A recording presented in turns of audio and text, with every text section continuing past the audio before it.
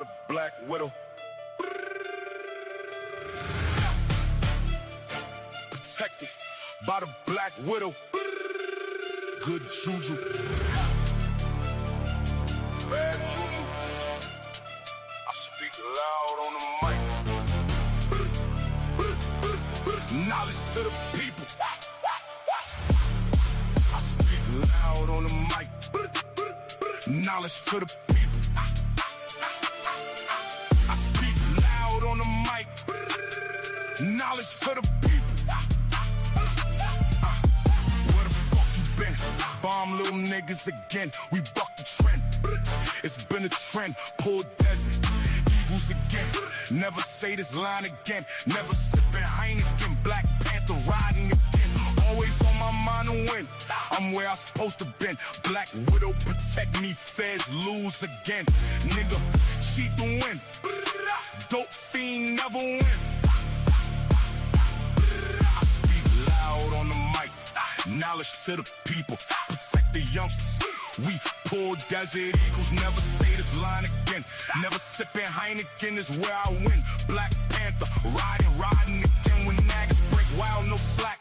I'm cutting like an axe. Kick though can't cut in the tracks. Good juju.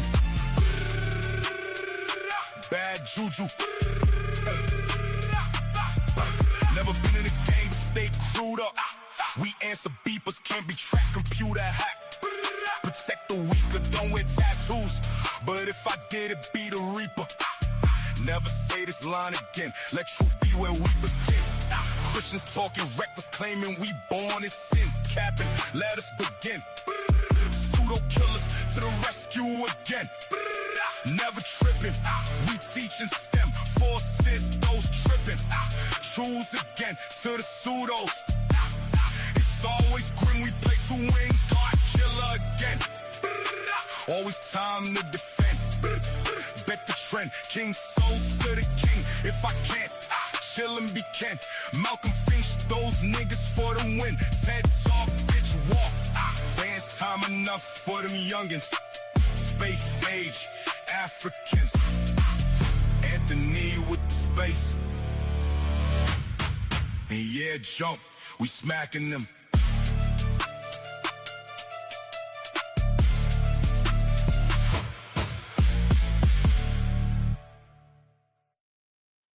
Black African power. What's good? What's happening? A well-organized lie defeats a disorganized truth every time. Woo-hoo-wee, man. Y'all already know what it is, man. Look, man, this is a good one. Man, I wanted to share this whole interview. Nobody's seen the whole entire video, man. With the community of skeptics in Salnetta Studios, man. I want to show y'all how we get to it, understanding the roots and how we understand Nile Valley culture, AE ancient Egypt. I just think it's important to get an expert opinion on the subject matter, man. And for so long, we've been kind of like going with the non-experts. You know, that's how it's been for a while. So I wanted to show y'all how the experts do it and, you know, how I get to it and why I stay undefeated. You deal with people that have expertise in said subjects, man. And you learn their ways of communicating it. Big up to everybody in the chat, man. Make sure y'all show some love, man. It's the Friday show. Y'all know how we do it around here. Make sure y'all like and subscribe, man. We need 5,000 subscribers. We 500 away, man, on the community of skeptics, man. I really appreciate y'all for actually sliding through, man. I think it's very, very important that we slide through and that we support each other. Make sure y'all hit the Cash App, man. That's important too.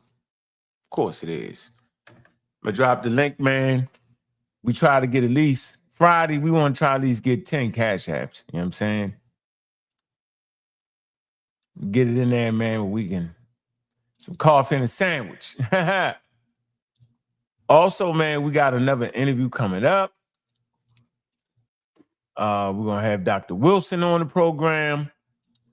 And y'all know how it go. Ain't nothing free in America, man. It's just not. So if y'all want to continue to see interviews, right, with experts, then you got to make sure you support the channel, man. So Dr. Wilson, interviews with the experts, man. Debunk the funk on vaccines information. I know y'all got some questions, man. We're going to make sure that y'all get y'all healthy questions in. But make sure y'all support that, man. If you're over there on the community skeptics, man, y'all know what it is, man. Show some support, man. I drop the Cash App link in there, man. Show some support. That interview will be next Friday at 6 o'clock. So y'all wonder where I get my game from, how my game gets so tight. It's because I stay in conversation with the people in said fields. This is important. I mean, very, very important.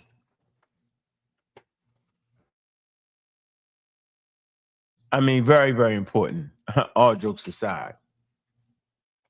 All right. So, you know, we want to keep, make sure y'all smash that like button, man. We need to smash the like button.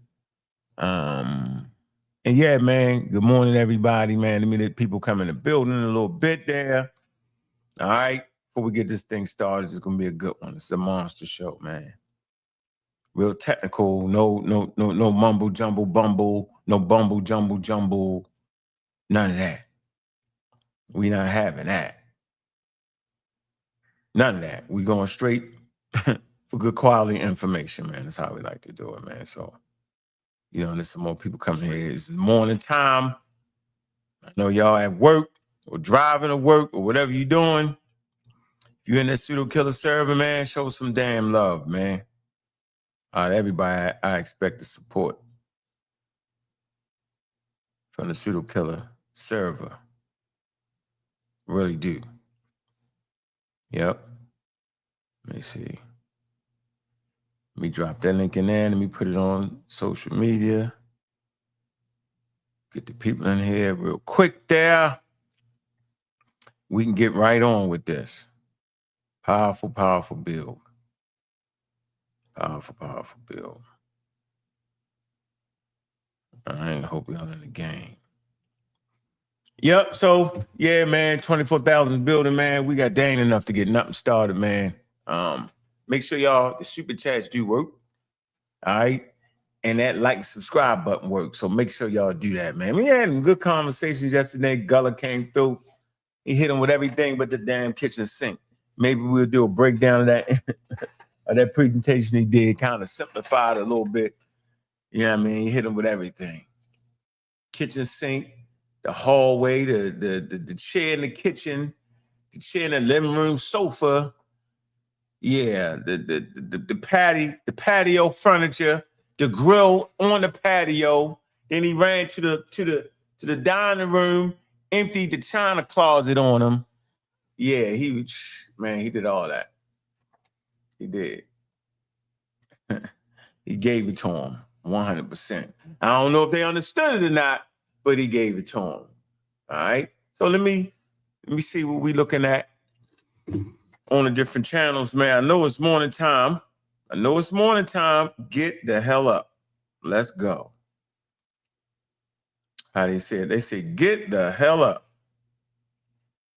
Let's see what we looking like over there. Yeah, they capping. Y'all moving slow. All right. For some real Egypt. Not the fake made up Egypt. Not the Egypt where New Age, European style. Nah, traditional African culture. So this conversation is going to be about traditional African culture. That's what we doing. There's a difference here. All right. Let's go. Here we go. Lie. A well-organized lie defeats a disorganized truth every time. Woo-hoo-wee, man. Y'all already know what it is, man. Brother Ankh in the house, man. Look, we got a high-level interview here. The interview is so high level that the great doctor wants to introduce himself. Look, how you doing, Dr. Keita? Please introduce yourself to the people, man. We appreciate you coming to starting this event. Talk to us. Good evening and welcome to everyone. My name is Shomarka Keita, and I'm here today to discuss some aspects of biological anthropology and history of ideas as it relates to biological history and the history of ancient Egypt, origins of ancient Egypt, as well as some other topics related to Africa in general. Okay, that's what it is. So let's get right to it. Real fast though, Sister Tiffany, I'm going to send you an email, and I want you to make sure you send them a thing to get in. Look, I appreciate everybody that actually support this event, and we're going to have more of this. We appreciate the great doctor for coming in and actually educating us on what it is that we're doing. As we take a look at the landscape, there's a lot of misinformation going on. And I'm so glad that the anthropologists, the bioanthropologists, the scientists are actually coming on the program to have these real conversations so we can get from being confused. It's important. Dr. Keita is very, very well read. And I start to realize that we need brothers like that look like us.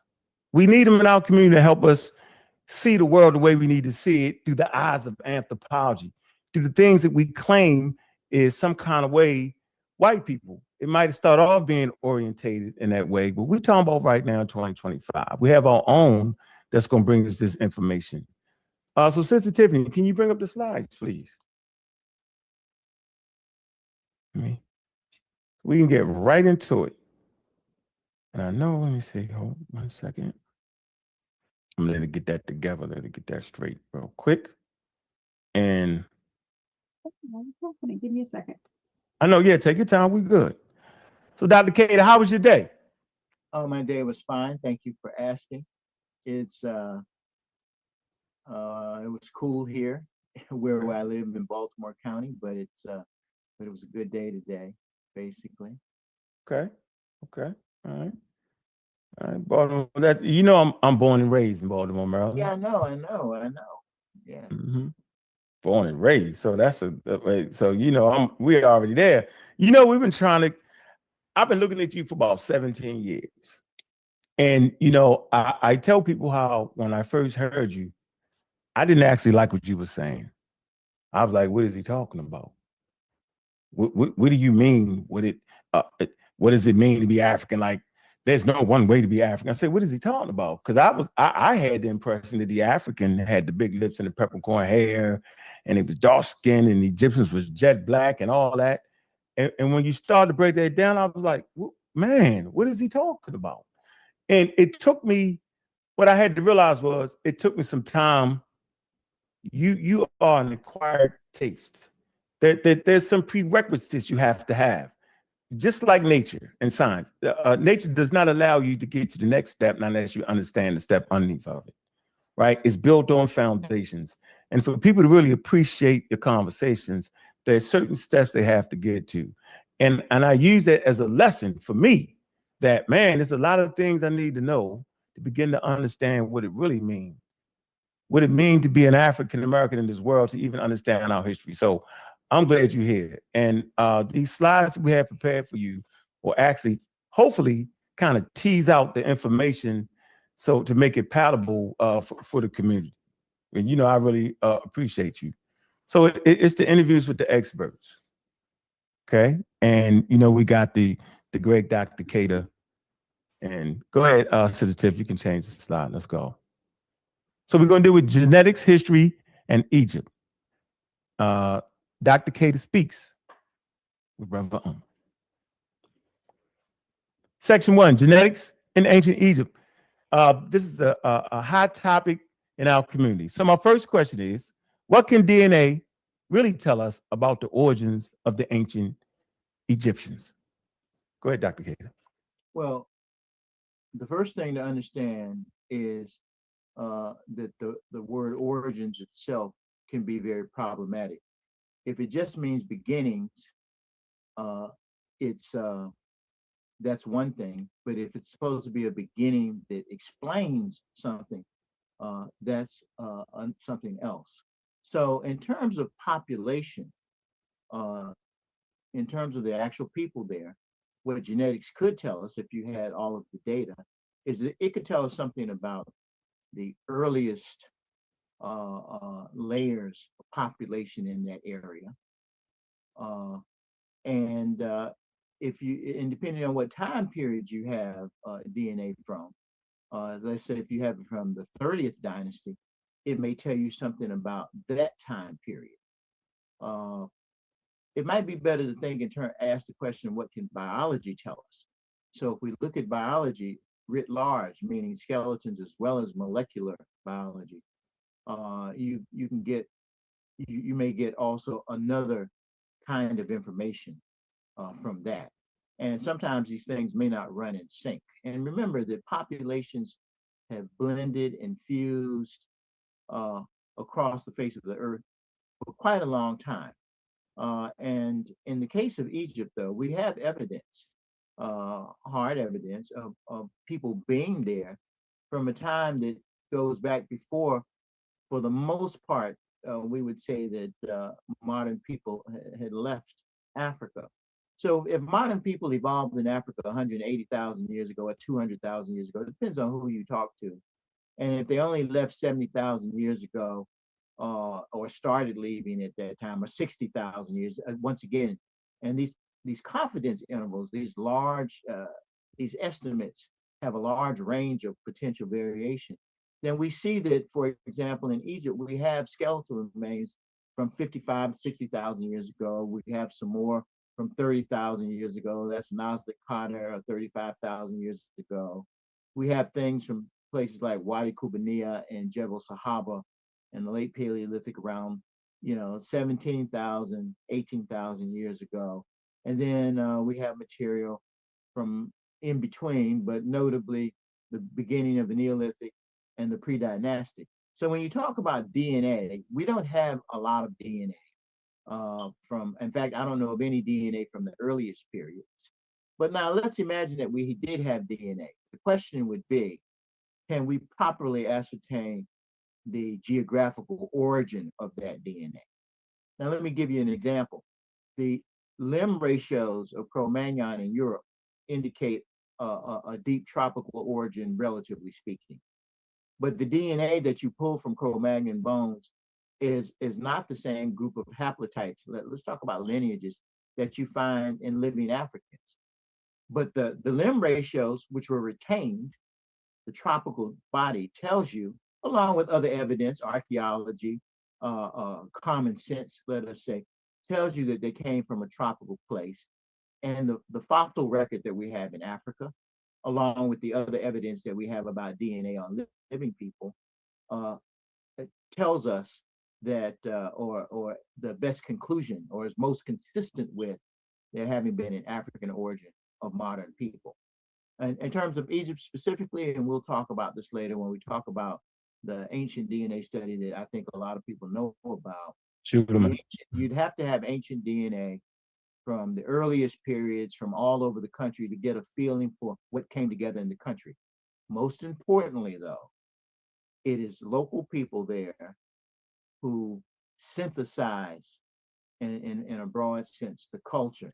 Ancient Egyptian culture did not develop somewhere else and get brought into ancient Egypt. That's the most important thing to understand.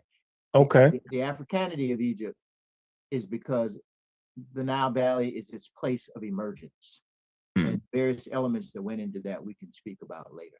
Okay. Emergence is what makes it African in terms of the culture. But the DNA doesn't tell you and for real, in any sense, who made a particular pot or who designed a particular type of stone tool or who did this or that. And the DNA can't tell you who did it. And these things are not based on DNA. Culture, biology, and culture are two separate things. You can learn any language that you want to, or that you put in the environment of. and that's an important thing. And people can learn your language. So Mm. I'll just Okay. finish with that. Yeah. Mhm. Okay. All right. Appreciate you. Put the slide back up, Ms. Tiff. Appreciate you. I appreciate that answer. A lot of times we get that confused. And all right. All right. So how should we interpret DNA studies that suggest the Egyptian ancestry is either European or African? How should we deal with that, Dr. Well, K? I don't know. I don't know studies that if you look at all of the DNA studies that have been done on modern and earlier Egyptian studies, all of the biological studies, all of the genetic type studies. Now, genetic studies are mirror DNA. You have genetic studies on the serogenetics of living people, but you had some on mummies that were done a long time ago. You have people have pulled sickle cell anemia, evidence for sickle cell anemia out of one mummy that I know about, early proto-dynastic remains. Uh, in terms of ancient DNA, we know about the Schwannemann study. I don't know. I hear that there are going to be some more ancient DNA studies that are done. But now, if we look at the living population of Egypt, and let's focus on just one particular type of DNA, Y chromosome DNA from the male specific region of DNA. When you look at that, you see a population, yes, that's mixed, but you see a core population clearly that is rooted there in northeastern Africa, and we know that those lineages emerged in northeastern Africa, so we don't have to think twice about that. By the time you get to today in Egypt, or for that matter, even maybe 2,000 years ago, we have to remember how old Egypt is and where it is. We have a population that has a lot of different elements in it, and that does not change one bit the origins of the culture. Let's do a little comparison here. And most of the audience here knows about the pre-dynastic of Egypt, which is where the basis of Egyptian culture is. And before that, you have to talk about hunters on the Nile River, and you have to talk about pastoralists from the Sahara. These things merge in the Nile Valley. For example, when you look at Badarian pottery, it has a black top, which everybody probably is familiar with, and it has a rippled finish. Well, the earliest rippled pottery in Africa comes from the Sudan, and the earliest blacktop pottery comes from the western desert of Egypt. In the Badarian pottery, we see a synthesis of these two ideas in terms of ceramics. If you want to use ceramics as some sort of a marker, and I think you can. You don't find Badarian pottery in Palestine, in India, in Norway, or in Miami. You find it in El Badari and southern in middle to southern Egypt. So I think that's the most important thing to understand. When you look at the modern population, you see a wide range of genetic variation and with a plurality that, in terms of Y chromosome, a plurality to 50% that clearly is African, African in origin. So the Y chromosome, you find a bit of haplogroup A, a bit of haplogroup B, mainly haplogroup E, but you find other things that came in because you're looking at the modern population. And Egypt is at the crossroads. Again, though, I want to emphasize that when you look at the early, and I'll probably be repeating myself, when you look at the emergence of the pre-dynastic culture of Egypt, what you see is that initial synthesis of Saharans and people on the Nile. When it comes to domesticated animals, we have sheep and goat and wheat and barley. These are the Near Eastern domesticates. These do become a part of Egyptian life, but they are adopted on terms of the local people, and they actually are incorporated initially into a foraging strategy. The Neolithic, the food production in the classic sense that it's often talked about, is essentially 2,000 years earlier in the Levant, in Palestine. It's essentially 2,000 years earlier. So for those who would like to tell you that, oh, the ancient Egyptians came from Palestine, and oh, and they swarmed over the valley. Well, that's not true. That's not true. If it were true, the ancient Egyptians would have been speaking Semitic, because the earliest farmers, when we do analyses on pre-Proto-Semitic, when you do an analysis of early Semitic, common Semitic, you find the agricultural terms there. And we know that those sites dates to what, 8,000 BP or whatever. So they're earlier than the Badarian. They're earlier even than the Neolithic in northern Egypt. Now, that Neolithic in northern Egypt had some influence from other places, but like I said, those animals and wheat and barley were adapted into a foraging strategy, the strategy of living that was developed along the Nile. That's the most important thing to understand by by local people. Okay, they incorporated it on their own terms. They transformed themselves. They made themselves. So they had agency. Important concept to understand. But another interesting thing, and actually I'm answering some things that I think you'll probably talk to me about later on. What's interesting though is that the words in ancient Egyptian, although the wheat and the barley came from the Levant, came from Southwest Asia, or what we call Southwest Asia, and there's no reason why we couldn't call it extended Northeast Africa, but that's a whole nother conversation, right? That's an arbitrary division that other people made. We don't have to make it, but accepting that. But in any case, the words for the wheat, the barley, the sheep, and the goat in Egyptian, in ancient Egyptian, not what we call loan words. They're not borrowed. Okay, so that means they're Egyptian terms. So that means that they had animals that they were working with, or plants they were working with, and experimenting with. That when they incorporated these foreign things, they already had a name for them because they already had something like it. They weren't doing the same thing. Domestication is a technical term, and it basically means that you have more or less complete control over something. So in the case of animals, they were herding Saharan cattle. Now, new data, new information says that Fred Wendorf, who thought that African cattle were domesticated, they're now saying that they don't buy his thesis for the Western desert. But those cattle were being walked to different places, so they were being managed.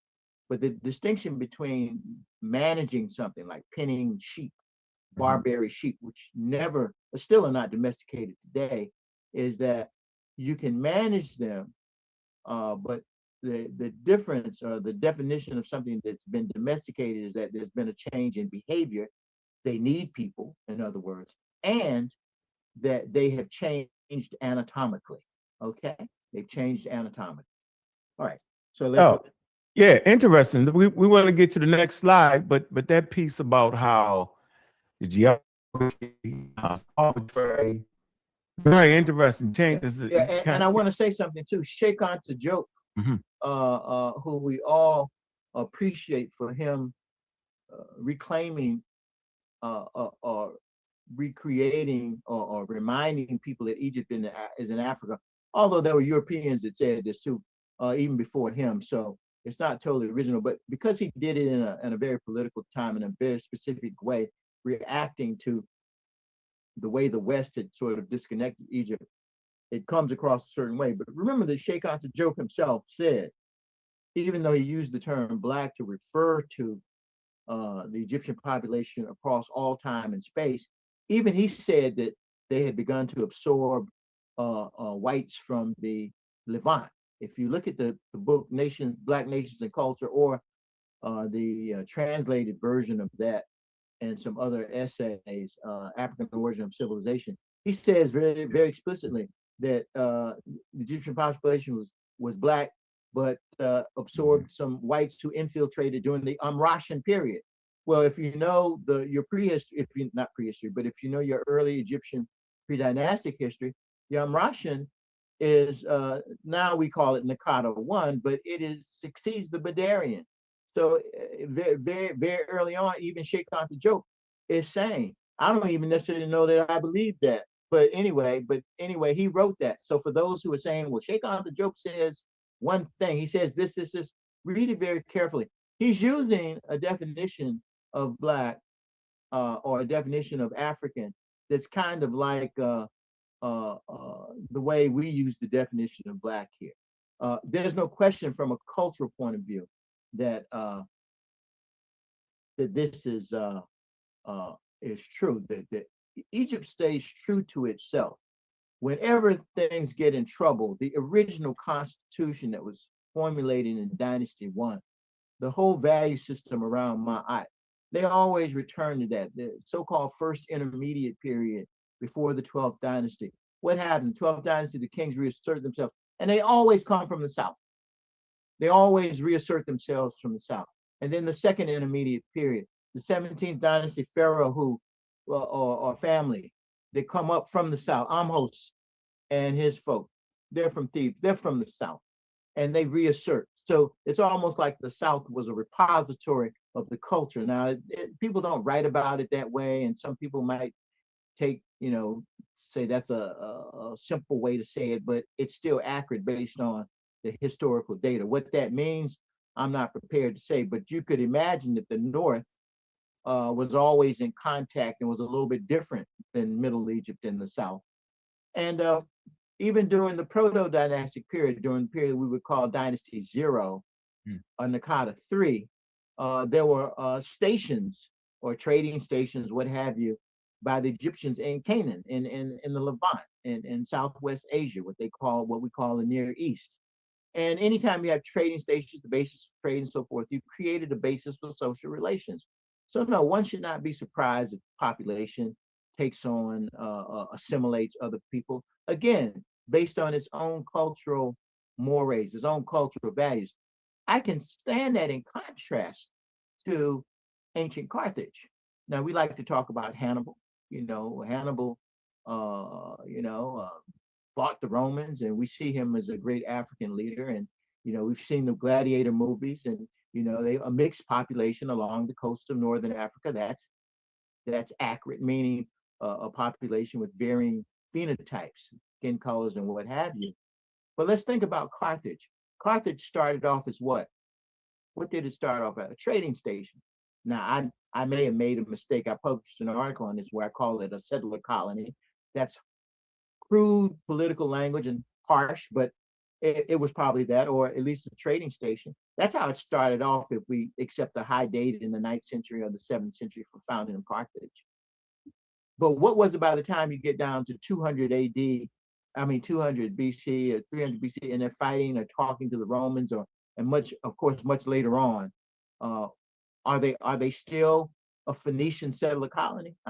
They spoke a Semitic language. Their gods were all from the Levant, okay, in Carthage, but they were on African soil and had been there. In fact, up until, for a very long time, they still call themselves sons of Tyre, Tyre, which was a place in Babylon, even though most of the people who would have been born in Carthage would have never actually have been there. And so you have the local Berber people, local Amazigh, and the question becomes, well, how much did they merge? And we know the population was highly heterogeneous, and I've even commented on that in a paper that I wrote a long time ago, analysis that I did, but other people had made the same observation. I just used a different method. What I'm getting to is this: the populations of both Carthage and Egypt, let's pick a date, 720 BC, 25th dynasty. In Carthage, you had people still speaking a Semitic language with a mixed population, Semitic language, who probably had changed their outlook in terms of their cultural founders and biological founders, in terms of that. I don't know that they would have called themselves Phoenicians. We use the term Punic and what have you, but diverse population, but they were still practicing the culture from the Levant.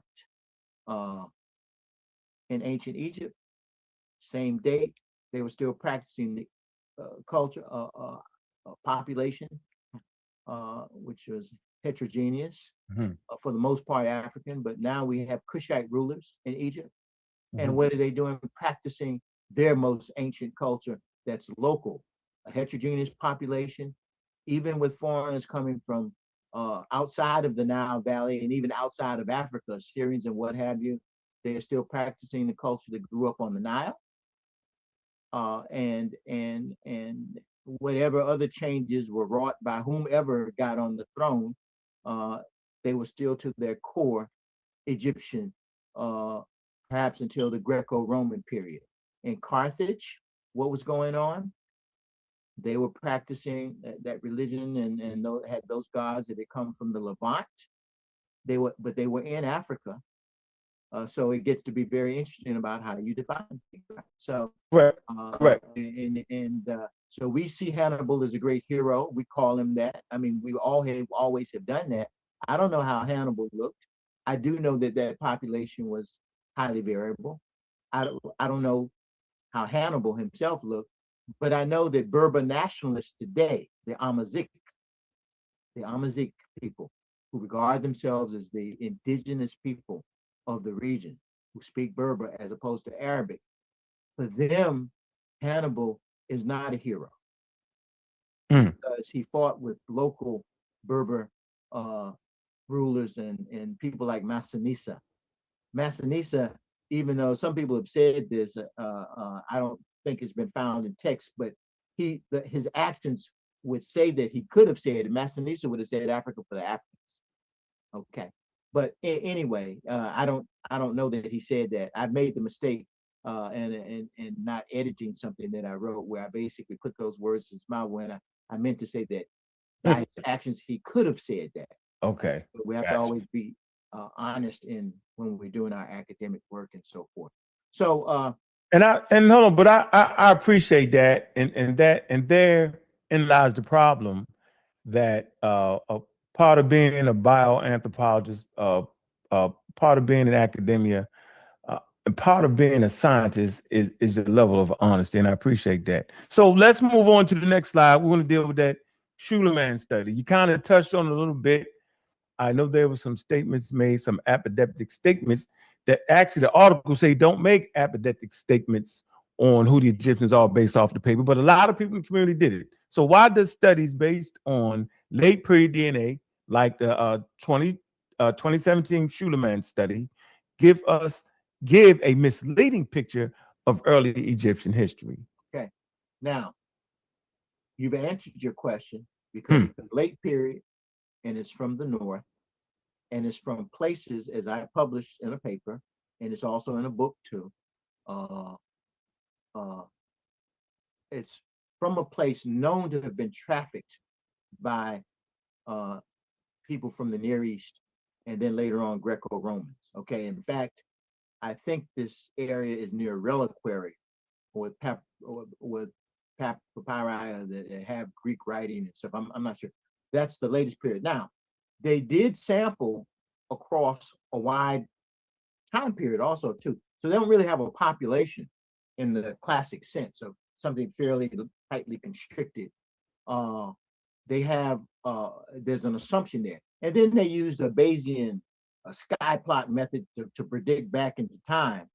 And to say, well, you know, we've got this many data points. And so they're projecting back into time. I think that was dishonest. I don't know how that got by the referees, because I can take the I can take the crania from that time period, from the latest date that they have there. And they're not like the Badarians, okay? They're not like the people who started the ship broke, so to speak, okay? Or the Nakata, early Nakata. And it gets tricky too to understand which is the most who is the most accurate representative. But let's remember that Gamal Mukhtar, the Egyptian who wrote the introduction to the UNESCO History of Africa, volume 2, he wrote the introduction. While he pointed out, he included Sheikh Anta Diop's essay there. He said that some people would not agree with the way that Sheikh Anta Diop said it, but he clearly asserts the Africanity of Egypt and that the population would have been have a range of colors. And this is an Egyptian. He's dead now. He lived to be very old, I think, if I'm not mistaken. because I think one of my teachers from graduate school actually met him, was on a tour with him many years ago. And this particular professor of mine, Audrey Smedley, you can look her up. She wrote a book, Race in North America, History of a Concept, something like that, which is one of the official books of the American Anthropological Association. She's African American. When she was in Egypt, she said, she was on tour. She said, well, they say these people came from, Southwest Asia, and the tour guide, the Egyptian, I think it was Gamal Mukhtar, because she would have gone with a group of professors. She said, no, they were African, straight up, But being an African doesn't mean that you have a blue-black skin and have a certain singular set of physical characteristics. How could it be? Think about it. If modern humans emerged in Africa 200,000 years ago, they're just saying round numbers, and didn't leave until 60 or 70 or 65,000 years ago, or you pick your number, they had over 100,000 years to accumulate new mutations. There are different environments in Africa, and now we have a theory that suggests that perhaps there was a polycentric origin of modern humans, that there was substructuring in Africa before people left. So you look at Jebel Irhoud, the remains from Morocco, they're not quite modern, but they're close. And you look at other stuff, Kabwe and whatever, these things are all on the path. So if what we call modern traits emerged in any group and they're sharing genes across this vast space of Africa, you're still going to have some substructuring, right? You're going to have some differences that persist across that time, although the origin is still African. The emergence of modern human is African. Modern human brains are an African invention, for those who want to express it that way when you get in a bad argument with the wrong people. They say, well, what has Africa given us? If certain people ask you that, you say, go look in the mirror. Just go look in the mirror. That's what Africa has given us. Humans, whether you like it or not. So I would, and I just said that to add a little levity to our conversation. But modern humans emerged in Africa, and living humans have DNA from some of the other so-called archaic Homo sapiens, if you want to call them that, or from another point of view, they're just another race of human beings, of Homo sapiens. Homo sapiens sapiens is predominantly what we are, Homo sapiens sapiens, but we have evidence of DNA from either what some people call other archaic species, or some people would say simply other subspecies at particular time depths. So that's a different type of discussion. So this polycentric notion of modern human origins versus a single population, say in Southern or Eastern Africa, that kind of emerges from what came before and then populates the world, is a little bit, so those are the two competing ideas. And they can work together. You could still have the polycentric notion and still wind up with a single population that becomes the entity, so to speak, if you see what I mean. So that's possible. And let's just remember too, that we should not be surprised that there might be some people in Africa who seem to be more related or more similar to people outside of Africa.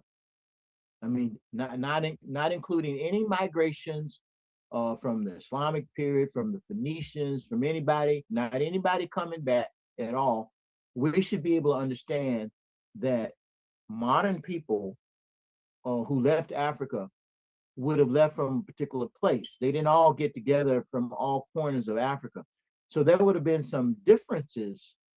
There would have been some differences between modern humans in different places. So wherever they left from, we should not be surprised that there would be people on the outside of Africa, or some Africans rather, who might be more similar, possibly more similar, more related, or have more DNA in common with some people on the outside than they do with other Africans who were far more distant geographically than being from the same space that they left from.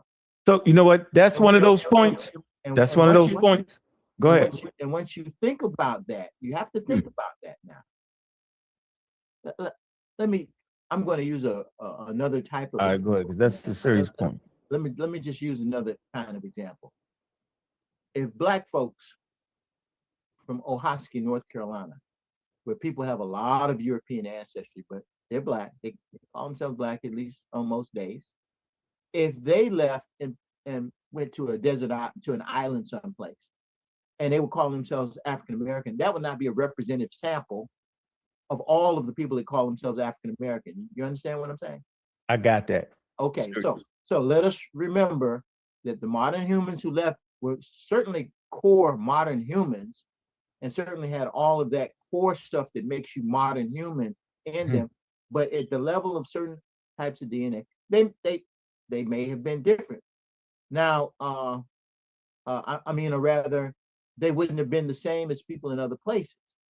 So, and that shouldn't be particularly surprising. We know that if you look at strictly the Y chromosome, which I like to use as a model, we have A and B haplotypes, which arose in Africa, and E group and D for that matter, maybe all of the major Y chromosome haplotypes, but A and B were geographically, or seem to have been more geographically separated, so you don't really find them outside of Africa. But the D haplogroup, or the things derived from the M68, the D and the E groups, haplogroups, you have those in Africa and you have them on the outside of Africa as well. The E probably left later. The point being that there's a commonality for some things, that there's some people outside of Africa or some people in Africa who are on a lineage that's more related to some people on the outside than it is to people on the inside. So let me jump in real quick. Anyway, but that should not, and that's way beyond the Shoneman. I've answered the Shoneman question. Yeah, you did that. And so, but I was just trying to make a point, a larger point, that that you can model statistically, it makes sense, and what have you. But go ahead. I'm sorry. No, that's one of those points that's counterintuitive when you hear it. That and the way you explained it brings real clarity to it. Because if you make the statement that there's populations in Africa that are more closely related to a population outside of Africa than population within Africa, you're like, oh my goodness, what are you trying to say? That was one of those points that I couldn't quite wrap my brain around it. But I thought you did a great job of explaining that on how vast Africa is and how there are been around. You talk about how the population been around for 350, maybe 200,000 years, depending on who you're talking to, and there's time for mutations to occur and all that, and the possibilities of a diverse population makes sense. And so if the population is diverse, and one just group leaves out of Africa, then of course they could be more related than would be inside. That's very interesting right there. Yeah, well, yeah. There's actually an article by a man named Yu,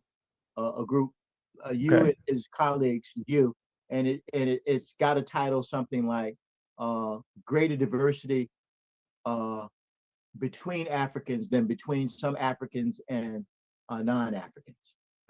Last name Yu, so you can find that. So this idea, I mean, I came to this conclusion on my own before I saw that paper. And it's not something there's nothing special about it. It's just that it's not talked about in particular ways, because you have people talking about Africa as a monolith. You have, it gets talked about in a certain way. So, if it emerged in Africa, it's African. That's how I look at it. Got you. Okay. And if it gets put together in Africa by Africans, it's also African. So if it's that there used to be the Hamitic concept. Well, we'll talk about that later. Okay. All right, let's get to the next slide, Ms. Tiff. We dealt with the Suleiman. Let's get to the next slide. Yeah. I'm glad you made that clear. At times we struggle. I know I did. Okay, the next question. Oh, let me see. Go back. Go back one, Ms. Tiff. So that's the Schuneman. Oh, that's true. Okay, go ahead. All right. So in the next section now, my fault, I apologize. Culture and history, section 2. Next slide. Did the ancient Egypt, and you kind of touched on this a little bit, did ancient Egypt develop from local source primarily or from external sources and brought to the Nile Valley? I think you kind of answered that. Do you want to go answered that or what? already. No, no. The answer is no. I mean, the answer is, I'm sorry, the answer is yes. It developed from local sources primarily and integrated things on its own terms into what was there previously. It's just like you know, if you're a farmer and you doing your land, you've been farming for a long time, and then you decide instead of just to grow peanuts, you grow something else. Well, it's still your farm under your control. Or if you decide to take your peanuts and cross them with some peanuts from someplace else, that make them different. It's still your peanuts. You know, they're still local. Now, could you change something to a point where something becomes unrecognizable? Yeah, conceivably, but you know, that's not what we're talking about. And That's a also in great terms, point. even in terms of the history of ideas, you have people like Denon, who went with I think Napoleon to Egypt and all this. Denon, I don't think was a scientist himself, but he said something very interesting that that that reveals an evolutionary perspective at a time when evolution hadn't been thoroughly. And the language isn't perfect; it's quaint and maybe even crude. But he says something to the effect that the ancient Egyptian, and you're looking at dynastic portraits, ancient Egyptian is the authentic African, with the Negro being an extreme variant.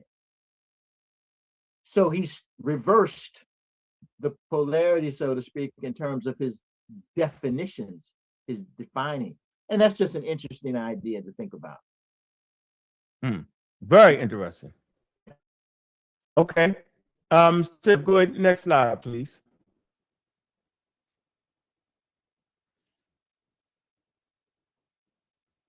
What can skeletal analysis tell us about the possible connections between ancient Egyptians and their neighbors? Well, if you look at the long bones, you can make an assessment as to whether or not they're cold adapted or warm adapted. Although some people would argue that the skeletal proportions and so forth may also tell you something about adaptations to living conditions. You know, that's something you have to make up your own mind. But the Egyptians have a tropical body plan. And there have been several papers about this. Sometimes it gets expressed in racial language. So there was a paper a long time ago that said their limb ratios were super negroid. Okay, talking about the early pre-dynastic Egyptians, and then even some later New Kingdom Egyptians in the South. Let's just call this a tropical body pattern. So we know they didn't come from Norway. Okay, so that's important. And the Holocene, I mean, or from the Siberian steppes, which of course nobody says. Craniofacial analysis, the question there becomes on what do you understand your range of variation to be? Well, if you don't have evidence of migration in, then you do have to set a notion about what's indigenous. And so when you do multivariate analyses, the stuff that I do, you find out that the early Egyptians have overlapped greatly with people from like the Sudan, Somalis, and later Egyptians verge in a direction more along, people say in Northwest Africa, but also, if you want to call that in a European direction. In one study, in one large volume called Cranial Variation in Man, 1973, W. Howes uses 70 variables, a lot of variables, a lot of measurements, and on a late dynastic Northern Egyptian series from the very latest time. So, you know, you're not going to be surprised to know that in some analyses, it groups with Europeans, right? But also in another analysis, and this is all in the same book, so you can see it, it clusters with tropical people. Now, some interesting characters, not only tropical Africans, but groups like the Andamese, which really shouldn't have been included in the study. But anyway, since they're not players in that scene. The point though, and then when you do look at a plot using another technique, they plot right in the middle. And these are late dynastic Northern Egyptians, measured very meticulously many different ways. So what you measure may also give you a different result too. So you have to understand that. You know, it's very important to understand that. Yeah, it's very important to understand that variables can make a difference. So you try to choose your variables that are the most heritable and that cover most of the craniofacial region. And so that's a comment on similarity. Not all similarity necessarily means a close genetic or genealogical relationship, Correct. but as long as you have some context for what you're looking at, historical context, no matter whether derived from archaeology or otherwise, you have it's reasonable. You can make reasonable assumptions, and you most certainly can comment on patterns. Now, if you run in an Egyptian skull in a test space or any skull, and it groups with somebody from northern Siberia, then either that person is a foreigner or they're just a very unusual person with unusual personal characteristics. And things like that do happen. Things like that do happen. Okay. All right. All right. Where you at? Let's get the next slide up. Appreciate that answer. So, wait till she get that together. Okay, here we go. Afrocentric perspectives, and section 3. This is gonna be a good section. Go ahead, next. How do you define an African-centered approach to history, and how is it different from mainstream Afrocentrism? Okay, I am not authority on this humanities theorizing theoretical positions. I know the person who wrote the book, The Afrocentric Idea and Afrocentricity. I know Molefe Asante. I know that he wasn't the first person to use the phrase Afrocentric too. I also know that Afrocentric thought or claims have sometimes been related to ideas that basically say that everything worthwhile has come from Africa in a very specific kind of way, oftentimes without the kinds of evidence that would be required to write about this or teach about it and what have you. Absence of evidence is not evidence of absence, however, so you have to be careful you don't make absolute statements.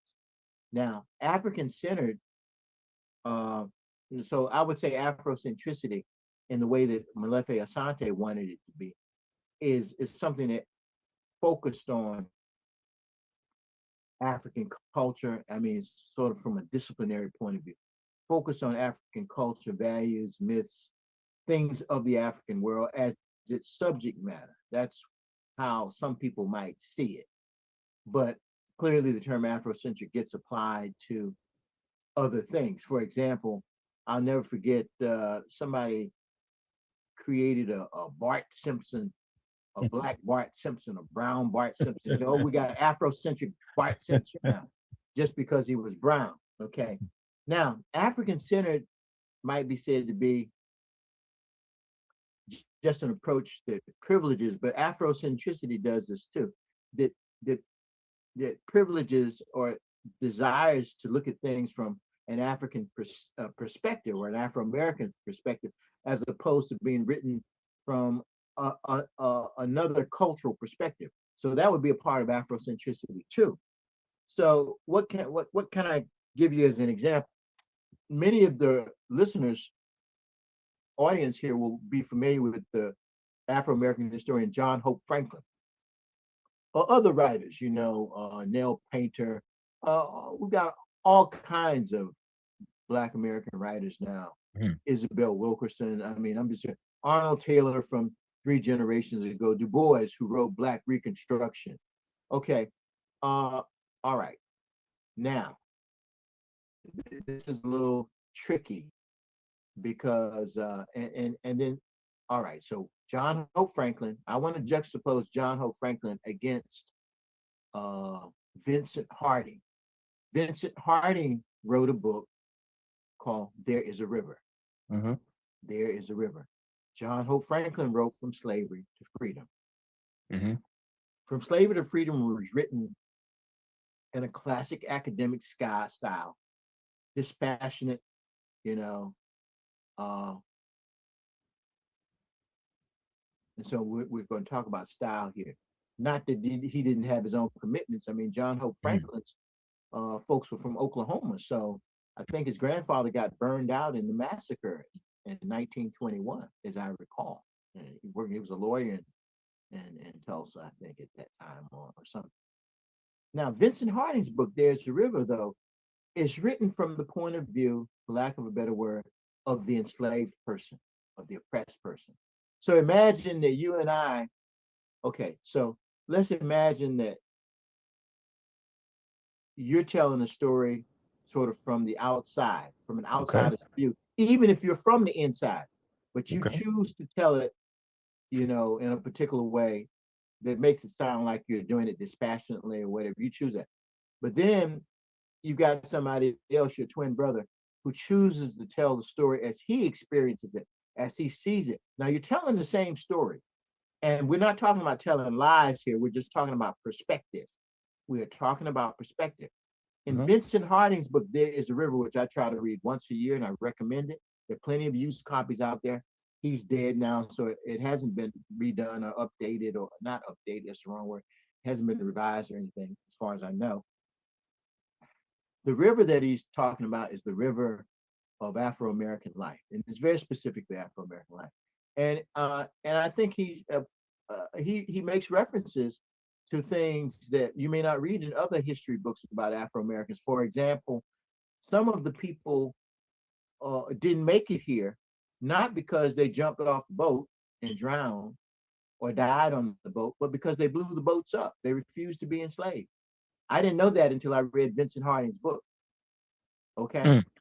That's a very powerful statement about liberation. Okay. They threw fire into the magazines on the slave ships. Okay. I don't know how often it happened, but even if it happened only once, that's significant. Okay. Just enough. Yeah. Okay. And what I want to say about that too, Mhm.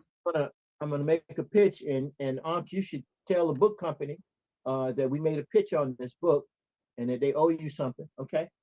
Common Winds. Gotcha. This book was written by Julia Scott, who died, the late Julia Scott, who is one of the best friends of a friend of mine from undergrad school. This book, Okay. Common Wind, subtitled Afro-American Currents, Mhm. the Age of the Haitian Revolution. Let me put it up here. Julia Scott, young man, relatively young. Common Wind. I see the This book, Common Wind. Common Winds, Common Wind. Got you. In a nutshell, what this book is about is how people networked. And even during the enslavement period between the Caribbean, South America, and North America, how messages were gotten to other people through sailors and through people who were not, they were sometimes free Black people.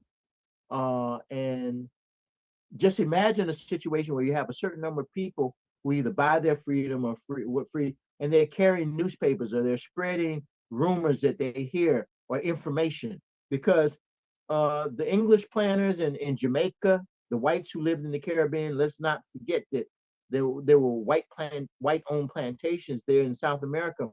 They could not understand, well, how were the enslaved hearing this information that the king in Spain said this or that? And sometimes they acted on that information. They planned revolts because they thought the local whites were keeping keeping information from them, right? So the Common Wind is about something that we need to get into right now, sharing information just like you're doing, but maybe not so much on YouTube. Maybe in church. Maybe chit chatting at the local place where people maybe sit down and have their drinks or whatever they do, or on the basketball court, spreading information in the same way that dances when I was growing up would spread from New York Okay. to Florida. Okay. We'll go from city to city. Oh, this is how we do the boogaloo. This is how we do this. This is how we do that. Okay. So I would say that reading the Common Wind, which is something you need to be awake when you read it because it's got a lot of dense information. He learned 3 or 4 languages, went into the archives in Spain, Portugal, France, the Caribbean. He put a lot of, this was his doctoral dissertation. Took it 30 years to get published, even though it became an underground classic. many people referred to it when it was in its dissertation form, but he refused to change certain things that certain publishers at that time wanted him to do. Okay. And so he stuck to his guns, and he got tenured professor. He was a professor. I think he died from kidney failure. So take your blood pressure medicine, guys, and don't eat salt. Don't do a lot of salt. Get your exercise, drink your water, and read up on, good diet, That's what we doing. exercise, and you still, and it doesn't mean that will, if you're going to get it, you might are going to still get it, but this will help you. Let me just say it that way. Slow it down a little bit. So, okay, I wanna go back to that. So, so what I'm getting from it, Afro-centered, Afro-centric. Oh, I'm sorry. So, yeah. So what? No. I'm saying. So, what do you consider yourself? What would you say yourself to be? Because I know it's subjective, though. I understand that. So, what do you consider yourself to be if you had to choose? I would say that I have an African-centered perspective on African history, which means I want to tell it from the inside. In anthropological terms, that would be called an emic view versus an etic view. Emic comes from the word, is the suffix on phoneme. So phonemic is how the thing sounds itself. A phonetic is how we describe it. So phonetic is from the outside. Etic is an outside description. Emic. So etic is when I come to where I grew up, your neighborhood in Baltimore, and I look at it and using my social science training and theories and whatever, or medical training, whatever I use, and I use it to describe what's going on. Emic is when you tell the story. Gotcha. So emic is what Vincent Harding tried to do, and There's the River.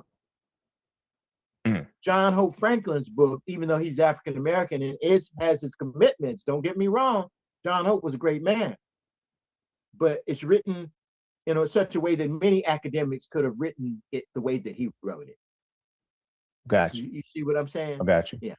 So I appreciate that, and almost it seems like, and just because it's written from the inside, I have to say this, doesn't mean that it has to be factually wrong or that it's biased.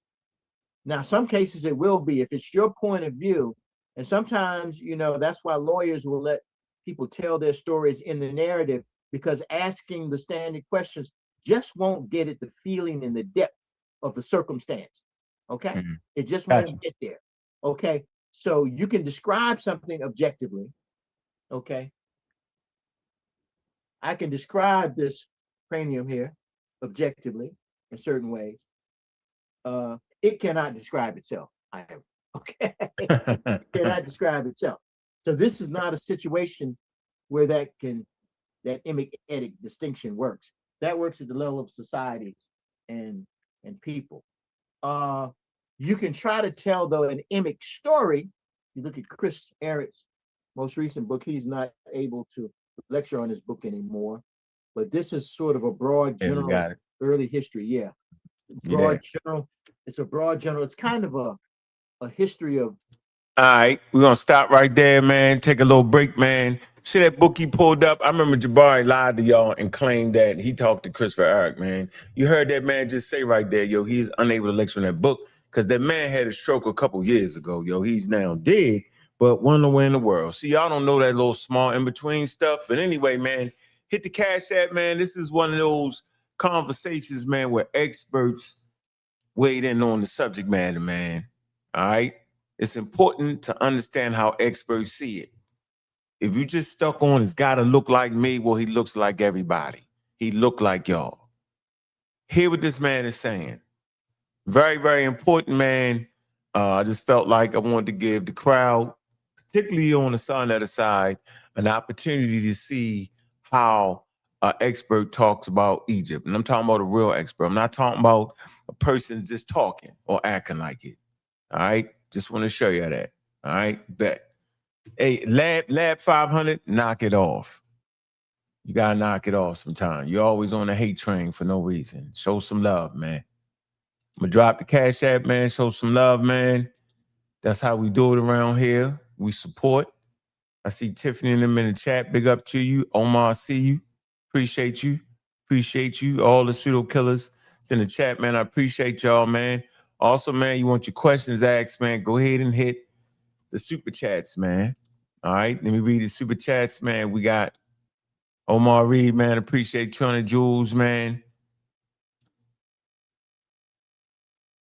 And we got 10 jewels, man. Appreciate you, man. All right. We're going to keep it going, man. The show is going great. All right. It's going to stay going great as long as we keep thinking and stop letting people say anything to us to get their thing off. It's going to stay great because I'm never going. So I want to keep this moving, and it's all good, man. The point was the point.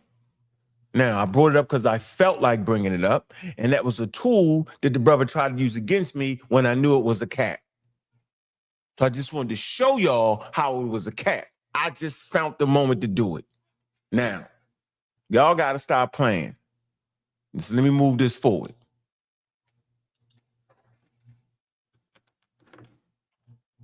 Man, y'all listen to Interview with the Experts, man. This is something I do routinely. As a matter of fact, man, next week we're gonna have another expert on, and y'all need to support this. All right here. We're gonna have Dr. Wilson on. Interviews with the Experts, man. We debunking the funk on vaccines and misinformation, man. All right, legitimate, all day, every day. This is how we do it. This is how we get out information. Simple as that. Appreciate the brother coming in and spend some time. We're gonna have about 2 hours. Y'all gonna get a chance to ask some questions, man. It's not the flim-flammery, act like I know. No, this is not that. All right. So make sure y'all support, man.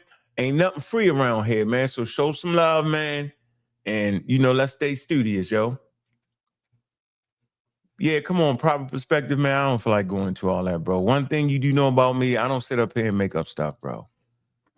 All jokes aside, but I can find it. All right, I can go get that. I'm gonna tell you when we was fighting over Black Egypt, it was Smash. It was Smash. Hold on, Smash, Say Cool, Jabari, and me. We was all fighting. It's on that one. I was like, what? Yeah, it was that one. Anyway, man, next Friday, 6 o'clock, we're gonna have an interview with Dr. Wilson, man. Make sure y'all support, man. All right. Ain't nothing free around here. Gotta pay the people to get the interviews for me. Boy, they looking for that too. You can believe that. That's right. That conversation was in 2024, something like that, bro. Yep. Yeah, he died in 2025, but ain't nobody know he was sick though. See, I knew though. But people was talking about him like it was. Next week, next Friday. Next Friday. All right. All right, let's get back on schedule. All right. Let's get it going. Make sure y'all like and share and subscribe, man. We trying to get 5,000 subscribers. Y'all gotta hit the damn like button, man, and keep us in the algorithm, man. Y'all want to keep getting expert material, man. Y'all gotta support, bro. I don't do no plan. I don't do no capping, man. Let's get back to Dr. Keita. Of technology, societies, early African stuff. It's not a quote unquote regular history book. I like what Chris did here. I don't know how many other people would have done it because it gives you some touchstones to think about things. It talks about a range of things, and he doesn't make any distinction between prehistory and history. In fact, I don't use that word. We talk about early history and later history. It's all history. It's all history. All right. All right. So we got that. So the point I want to make is it seems that people will use there's the Afrocentric model, and the doctor, him, but it seems to be it's actually associated with a lot of misinformation these days. And so what do you attribute that to? Well, I think that I don't know all of the claims that you're talking about, but I do know that some people would say from a Black perspective that certain things have been hidden from us. And so the data and the information that they use, which is very suggestive, they take as automatic fact without fully exploring it. Mm. So, and some things I think that we have an interest in, or we have,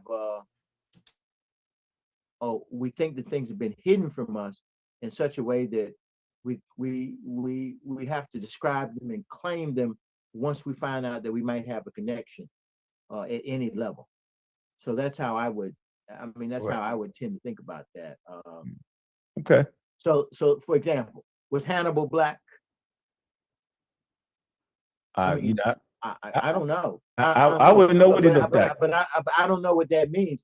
I mean, Right. the Romans who fought against him did not call him an Ethiopian, Correct. and they did describe other people in that part of Africa. The first part of Africa to be called Africa actually is up there north of the northern part of Saharan line at the 32nd parallel, and that what that leaves is Tunis, Tunisia, and the southern top tip of Algeria and Morocco. That was Africa to the Romans. Okay, that was Right. Africa. Egypt was Egypt. Ethiopia was the place south of Egypt, and Agisimba was a place in the desert and across the desert. Okay, but Africa was that place up there, and Africa may in fact be a Berber word, and I don't know, but that's what some people have suggested. Suggestive. Absolutely. Okay, yeah. So the thing is this. So if you went to if you could go back in a time machine and talk to a Roman about Africa, he's not going to know anything about any Zulu. Well, there were no Zulu then anyway. So I'm just trying to say that they wouldn't know that. So when it comes to Hannibal, were there people on those Punic ships and those Phoenician ships that sailed Mediterranean that if we saw them today walking down the street in Baltimore that we would call black? Absolutely. We have DNA evidence to that effect. Now we don't know, okay, if we did a DNA test on them, we would say that they were infra-Saharan or whatever. Craniofacially also, we have that type of evidence. I have a colleague who's done work on a place in Spain called Ibiza, which was a Punic colony that they settled. And you have this level of, you have high diversity there. And you have the range of people with craniofacial traits, all sub-Saharan often, all the way to the other end of the spectrum. Okay, so in that regard, my point that I'm trying to make simply is that I think that in some cases, in terms of the what people call Afrocentric, they are making a claim, and probably sometimes deliberately exaggerating to just make a point, to get into a room, so to speak, to have a. But give me an example of Okay, like I that. got one for you. Okay, I got 2 points. okay. People will say claims. that the ancient Egyptians and their society called themselves black, and the ancient Egyptians traveled to West Africa and Okay, populated West Africa. okay, That's definitely a common claim. okay. All right. So 2 points. on the issue about Egyptians calling themselves black, I understand that there's a linguistic argument about that. It has to do with the determinative related to the sign for land, people, and what have you. Is this a legitimate discussion? I don't know. I can't comment on that. I wouldn't see any reason why they would call themselves black, because they would have been in a place with a polyglot population just based on evolutionary history. Of course, they wouldn't know anything about that. And early on, if Sheikh Anta Diop is right, there would have been people in their midst who would not have been as black as others, even according to Sheikh Anta Diop. Right. So he's calling them black from an ethic point of view. But although he also makes the claim on the same glyphs that they refer to black people. Again, I don't know enough about that. Now, when it comes to the issue of a migration thesis, Sheikh Anta Diop did have a thesis in one of his books, and I think some others, that there was a migration out of Egypt. I've never been able to, I think there were probably contacts and individuals or maybe small groups, but I see no evidence of a mass depopulation of Egypt at any one particular time. Okay. I don't see the kinds of rules of evidence that I would like to see archaeologically for that. I would Mm-hmm. expect to see certain markers and certain things. Mm-hmm. Talk about certain hints and influences. I think that either that may have a common cradle, or maybe there was some actual migration and influence. But I don't see. I mean, no matter what anybody says, late stage Egyptian is not the same as Walla. Okay. Now, could they be related? Could they be related languages? Or if you want to talk about an earlier migration from east to west, depending on how far you want to go. You want to go back to that P2 ancestor. You want to go back to Hold that P2. We're gonna talk about that P2. Hold that. Not yet. No, but if you want to go back to an earlier period, talk about east to west migration of people within Africa. Yeah, that's much more plausible, in fact, and very likely. You know. Absolutely. But that's a different thing than saying Egyptians who were self-conscious of being Egyptians migrated. That's a different thing. Okay. Thing. So there may be something in certain ideas, but it may not be exactly the way people are thinking about it, and that may be because they haven't read certain books and what have you. Okay, go ahead. I'm sorry. Yeah, but I'm glad, and we should have our notes and be taking our notes for this conversation, man. Once again, man, you're listening to interviews with experts, community of skeptics, and we appreciate the crowd. And yeah, let's move on to the next slides. Get through this. Very interesting, and then we'll definitely take some questions from the crowd. Okay. Okay, well, again, what are the dangers of oversimplifying African history by claiming all major achievements as African? I think you kind of touched on it a little bit. What are the dangers of that? When you say major achievements, are you talking about major achievements within Africa? See, even the way you juxtapose the words African history, and are you talking about things within Africa? So, for instance, things globally, Africans contributing to the global stage.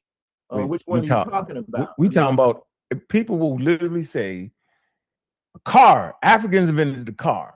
Okay, all right. Now things like that. You have every right to ask for proof and evidence. You know, you have everything to ask. You have every right to ask for that. Are there some things that Africans invented? The interesting thing is that there's some things that Africans invented that some archaeologists still want to debate about. Did Africans actually independently smelt iron on their own? Okay. Okay. Thought they did West Africa for sure. No, that's evidence there.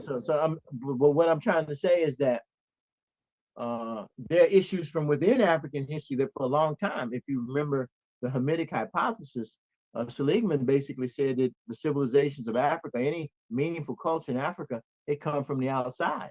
Well, nobody believes that anymore. But for up through the 60s, people would write, you could see hints of that way of thinking. People used to talk about the dynastic race with regards to Egypt. And this is hence where you get the pushback from some African scholars, of course, that but this has not been a part of mainstream, so-called, I'm not going to say mainstream, hasn't been a part of the European Academy too for a long time. The dynastic race hypothesis has long been, has been dropped or is no longer believed. Modern Egyptologists do not accept, and I don't know to what degree all of them ever accepted the dynastic race hypothesis, was the hypothesis that in the later stages of pre-dynastic, that the core ideas of kingship and what have you have been brought from the outside. Again, I would point out that the Egyptian crown, the words for king, all of those symbols are clearly based on Nilotic flora and fauna. I mean, the glyphs, they're all local. Now, the ram did come in from outside and get incorporated into that. But then you see Anubis, who's a different kind of creature, who's local. So anyway, what I would say is that you should be able to support any claim that you make with some reasonable amount of evidence, and and be able to show it genealogically speaking. Should be able to build it up. Okay. Okay. All right, let's get to the next slide. Oh, Bobby, I think you got to talk to something wrong with your microphone. Is something wrong with my microphone? I think she said she put up a thing that you weren't talking to everybody. I don't know if that went through. Okay. Can you hear me now? I'm good. We clear. I hear you clear. I know. Okay, yeah, I think she meant everybody. I'm not sure. You're good, Bobby. Okay. All right, we're all good. Oh, it's talking about the chat. Oh, we're talking about the chat. We're in the chat. Oh, okay. I'm messing with it. All right. So look here. This is what I had struggled with early on was African diversity, and I was actually stuck in that racist mindset of the Negro and the races. So let me get to the question. So we back. Okay. So this should be into that. How does DNA evidence like the P and Q marker show the diversity of African populations? Well, I'm gonna maybe reshuffle that question. Please. Okay. And also address something that I think someone raised in the chat box. They raised a question about modern Egyptians viewing themselves. It depends on which modern Egyptians you talk to, what they think, and how much they look like the most ancient Egyptians. In a way, it really doesn't matter because they still are carrying some of that DNA to some degree from those earliest days, although some of them very obviously are and know that they are of Turkish ancestry and know that they've been assimilated into the population. And so, this is really a matter of, it's very difficult as one Egyptian woman who I'm going to be working with, who is working on this whole issue of Egyptians and Africanity and Arabicity and reconciling conflicts between African Americans. So there are people, even Egyptians, who are working on this stuff. The whole notion of indigenous in Egypt gets very difficult for all the obvious reasons, doesn't it? Yes, it does. It gets very, very difficult, except for the obvious recent immigrants or the people who know, well, we're Turks, and there's some who do and some who say it, some who don't, and they're Greek Egyptians too. Okay. But anyway, go ahead. Greek Egyptian. Well, shoot, since we right there real quick, just a little slight deviation. So, and you talked about, would you consider there like to be was it ever a history or historical evidence to show that the population in Egypt was displaced? And so you'll hear people say that's another of those claims that those Egyptians, those modern Egyptians are a replacement population. And that's one of those Afrocentric ideas that a lot of people say that and so this is where the rubber meets the road. What is the okay? Let me answer that for you. Okay, yeah, very scientifically, very scientific. Let's get it very easily. Okay. The modern Egyptian population, I believe, let's call it a belief, has absorbed a lot of people over a long period of time. Okay? And there are models that you can actually run. Actually, someone developed at my alma mater before I got there, where you can actually do really basic gene simulations, and you can show how if you have 5% migration, which means 5% of people coming from the outside into a given space and assimilating, okay, and having children there. It doesn't take, and in fact, I published based on something that somebody else said, it doesn't take a whole lot of migration if you do it, say, over 25 generations to fundamentally change the genetics of a population. It doesn't. Okay. But now, does the population change its social cultural identity? No, not if people have been totally absorbed. We're not talking about people moving in and keeping to themselves. We're talking about people who come in and get assimilated. And let's think about a situation where in the Islamic period where polygamy gets to be very common, right? Correct. So if you have polygamy and you have foreign male lineage coming in, and he has 4 local wives, he's going to produce, all of his sons are going to be carrying that foreign lineage. So you can increase it, not due to natural selection, not due to some evolutionary process, but just simply due to out reproducing everybody else. Hmm. Okay. So when you make a claim that the Egyptians there today, if you want to say this, that the Egyptians today are not the same as the Badarians, I'm willing to stand up and say that.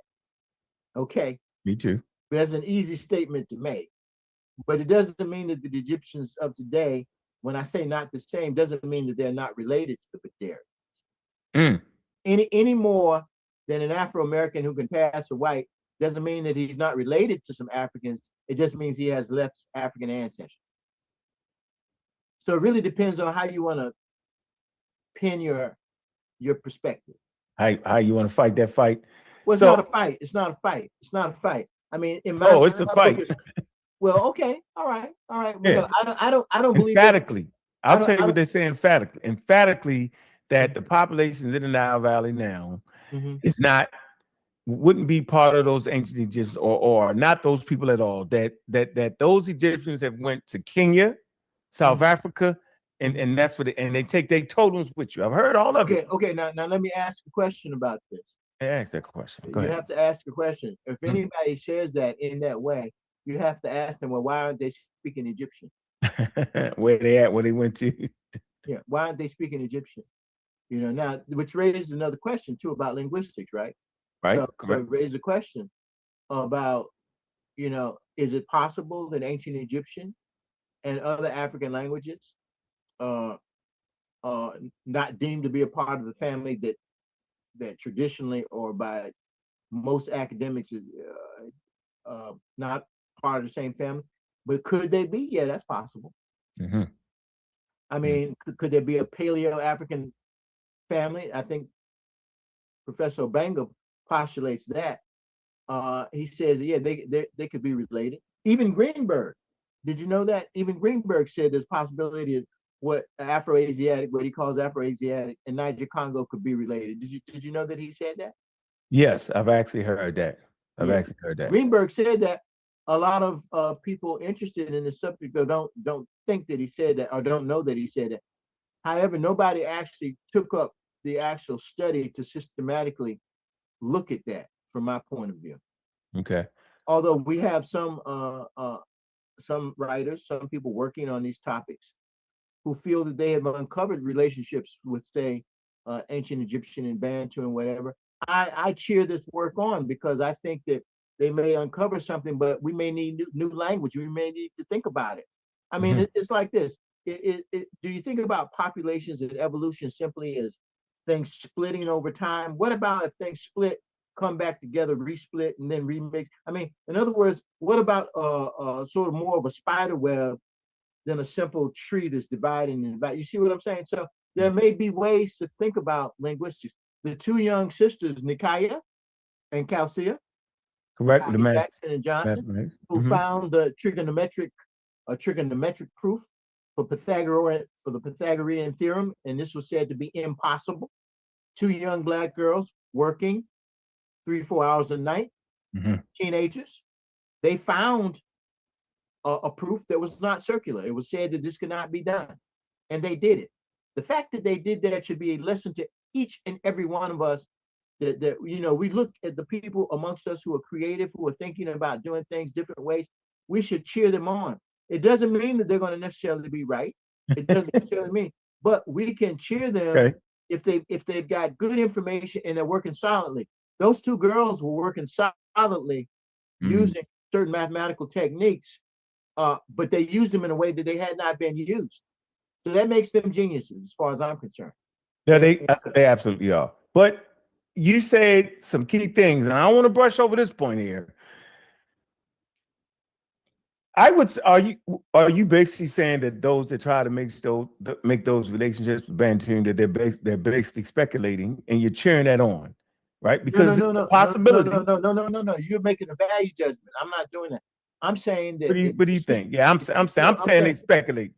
I'm saying if you work, well, no, what I'm saying, that's like a final judgment. I'm saying that if you work systematically on languages and so forth, and you feel that you're uncovering relationships and your methods are sound, even if you create a new method, so to speak, because I've heard some interesting papers in the last 2 weeks, in fact, at a conference I attended.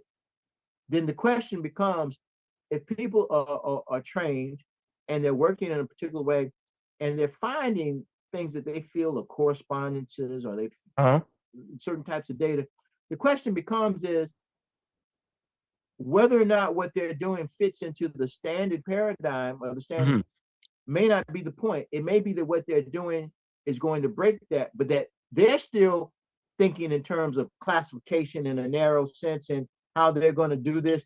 And they're still wanting or they're still doing things in a particular way. Whereas, in fact, what they may be doing and their results may actually overturn that way of thinking. But you have to be able to see it, just like those two girls, you know, they overturned something totally.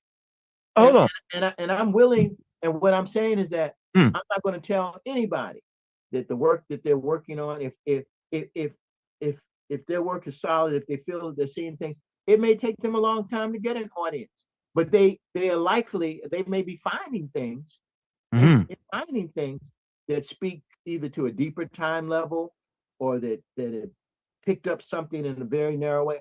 I don't know. I'm not a historical linguist. You know, I'm not an archaeologist either, but you know, people find stuff all the time that so is not supposed to be here, you know, stuff like that, or how can this be, you know, things like that. So, and these two girls, oh my gosh, I think about them almost every other day. I talk about to somebody about them because you sure do. I hear you all the time. What they did, yeah. And so the question is, will we take what they did and use it? We oftentimes during Afro-American History Month, we valorize individual greats who've done particular things. And usually they've done those things in the context of institutions or businesses outside of the Black community. But they made great discoveries. How they feed back into the Black community or the Afro-American community or the world is usually based on what that company does with what they do. You know, it's general. So the question now becomes, is this an opportunity based on what those young ladies did to look at what they did and come up with, say, for example, a new computer language? I don't know. Correct. But my point is that we're right here at the beginning of when they did it. So we don't have to look back and say, oh, you know, Granville Woods invented this or so-and-so invented the traffic light, you know, and Garrett Morgan invented the traffic light, and oh, we didn't make any money from it because we didn't have a company to put. No, these girls just did this thing. And the question is, will we seize on it? Will our academics get together and look at these things and figure out a way to use it? And I don't know. So, okay, and I want to make sure I'm getting what you're saying. You talked about training, you talked about kind of moving in silence a little bit. But what I want to say is there are people that will have these ideas and talk about those ideas as if it has been verified, as if that is exactly what it is. That's more or less my pushback. I can't. That's my pushback on those. Okay, I can't speak to that. Correct. Okay. I can't speak to that, and you know, and I'm going to be straight. I still work within the context of when I do think about these things of Greenberg's classification, with knowing full well that there was pushback against it in the 60s, which a lot of people don't seem to know, by Europeans who didn't think, you know, you can make the decision that the only real languages are the individual languages that you see in front of you. So in other words, you don't make any big classification. You just look at individual languages and don't talk about what's related to what. You can do that too. You can do linguistics that way too. Okay, but I do know that, like I said, that even Greenberg said that there was some evidence, or that there might be a hint that Niger Congo and his family and Afro-Asiatic might be related or could be related. Okay. You know, some evidence that this is the case. You know, he said this, but he never developed it. But I could read the passage to you from the book. It's right behind me right now. You know, you want to read that? No, I don't. You don't want me to read it, do you? No. Nah. Let me get to the next question. But I just wanted to kind of give you an idea of the flavor of our conversations. Yeah. A lot of times, yeah, I haven't been in contact with that many people who make absolute claims like that. I do know some people who very strongly believe that Afro-Asiatic is not a legitimate family. Yeah. I know Professor Obanga. Yeah. Now, what Obanga says is different than what some of the other people are saying, because there's some people that say what he says, but they don't work the way he works. So, I mean, so that's another issue. So in other words, everybody that's denouncing Greenberg is not working in the same way that Greenberg worked. Okay. I mean, I'm sorry, is not working in the same way with each other. So you got a lot of different people saying different stuff. And like I said, I suspect that those who have found consistencies and patterns in what they're doing, I suspect that they have uncovered something, or possibly have uncovered something that hasn't been described yet. So the issue is, and this is a philosophical issue, will the new language needed to describe what they've done come into being? Okay, but go ahead. Okay. All right. Why is it important to highlight the wide range of looks and genetics within Africa when discussing the ancient Egyptians? I think we covered that already. Kind of covered it a little bit. Light skin genes emerged in Africa a long time ago. Sarah Tishkoff showed that there's a range of variation in indigenous Africans to the degree that there were any back migrations 20,000 years ago. You pick whatever date you want. Those people have largely been absorbed into the African world, and their bodies, I mean, their whole beings have been shaped by an African environment, making them as populations a part of the African world. It reflects in African history. Things like the R1B, V88, R1B is said to come 20,000 years back to Africa. Okay. Well, if it's been in Africa 20,000 years and it's been shuffled around, you can find people from all of the language families, groups, whatever you want to call them, who are carrying this gene, which to me means it got into the Sahara and wet Sahara and got shuffled around. Okay. It doesn't mark any singular, even though there have been papers that suggest it marked the spread of chatting. I don't accept that. I don't think that the evidence for that is good. And there's some people that say they didn't even come back as early as other people as initially claimed. So there's disagreement. And if you're gonna read this stuff, you have to read all of it and take notes. Get you a little note card, however you want to do it. Okay. And systematically go through and learning how to ask the questions that you want to ask. A lot of times, we're sharp. I mean, we've grown up in the United States. We know when people are wolfing, and we know when we have an instinct about well, is this quite right? And now sometimes for certain academic things, if you don't learn the lingo or enough of the lingo, you may not be aware of the pathways that things can go down, paths that things can go through. But you can still learn how to read the literature, read the conclusions, and you can write the authors. They'll usually write you back if you say, I'm a student. I'm a student and I'm curious about this. Can you explain this to me? Now, that's my sometimes thing. the old paradigms still persist. And I could sit right here right now and tell you about some papers that were written where, from my point of view, some of the old ways of thinking have persisted through it. But I'm not going to get into that. I don't want to get into no. Let's get to the next question. Okay. All right. The next question was kind of when we talked about there's no one way to be African. I think, and on that video you talked about it, and you was having that discourse. That was a very, very to a lot of people, it was shocking because we could have swore if a person looked this way, they would have to be European. And you talked about the variation of the way you looked, and yeah, that was a man. Look, that was the point. Okay. So now, language migration. Make this turn slide. Okay. Talk to us about the issue of language classification. We just did that. Did that, so we don't some have people don't believe that Afro-Asiatic is a real linguistic phylum. Other people do. For the kind of stuff that I do, it doesn't make any difference. But I do keep company with actually different people who have different ideas about it, but who basically say it.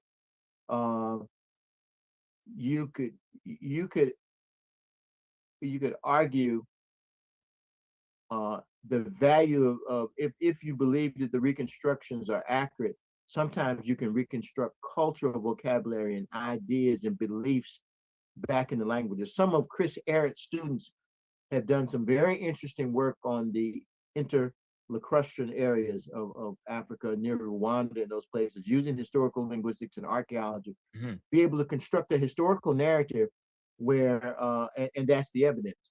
Uh, not all places have written records. Written records aren't always accurate. Like Collingwood said, a piece of pottery can be a historical document. So, but the whole issue is that you have to learn the methods involved. So if you're interested in histories, oral histories, you go to Mississippi. You go to Mississippi and talk to and ask Black folks what happened to them and what have you. And you interview 100 people who are over 80 years old, and you put all that together, you're going to get a different story than what you get out of the newspapers from Mississippi, right? So, All right, let's get to the next slide. Okay. And that's a micro example.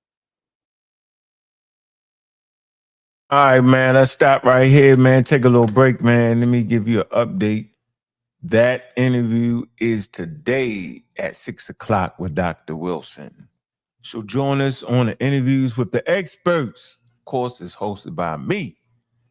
Debunking the funk on vaccines. Misinformation, man. Catch that interview right here, man. Make sure you support the effort to bring the community's experts. See, when I bring these experts that look like you, does that change your opinion on it? I don't think so. I think you just wanted to have an opinion anyway, whether the opinion was based in ignorance or not. And you use the excuse of saying that's the white man's science as a reason for you not to accept it. But we bring experts to come in all colors and creeds because it's the information and not the color of a person's skin that matters, at least to me. I can't speak for everybody else. Some of y'all think if your color of the skin is extra dark with the extra melanin from the sun, then some kind of way that information has to be right. Yeah, I don't take that side of it. I think that to be ridiculous. I think it can trick you. I think you can be tricked by skin color into thinking that, okay. So, man, please make sure y'all tune in. Immortal, man, what's up, man? I want you to tune in, man, and listen to the expert, bro. You know I got your back. I ain't gonna never fake you out, man. I'll make sure you get the best information. I appreciate your work, man, your tireless work and what you do, your note-taking, and you know, I always appreciate the young brothers, man. I'm not gonna never steer you wrong. You ain't gotta worry about that. It might not be familiar to you, the things I say. It might not sound right, because we don't have sound right reasoning. We have information that may be counterintuitive because science is counterintuitive.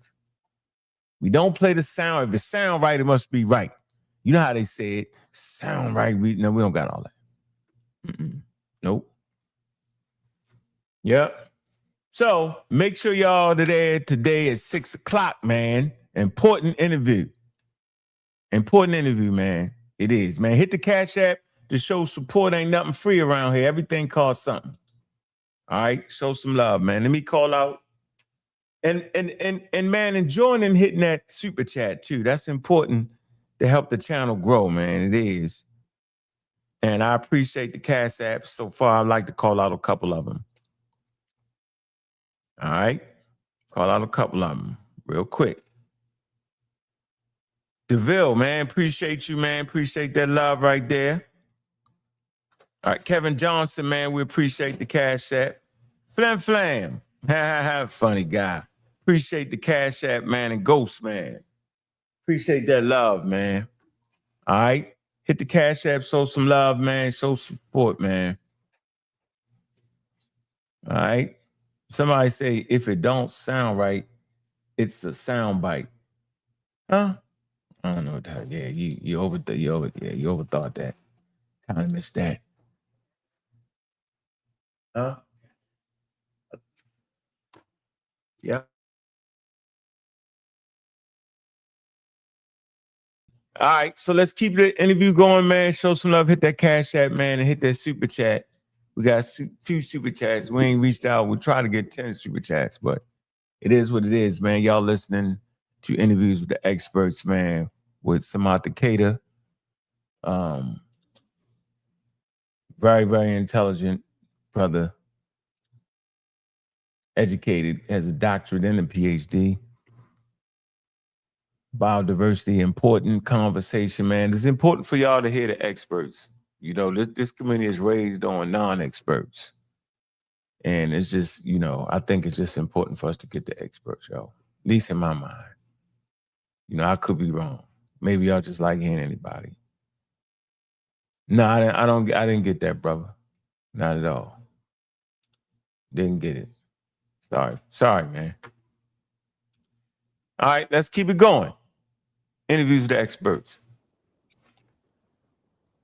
Okay, can language studies help us trace the early development? Okay, when you talk about Egyptian early civilization? development, I think I touched on that in the following manner.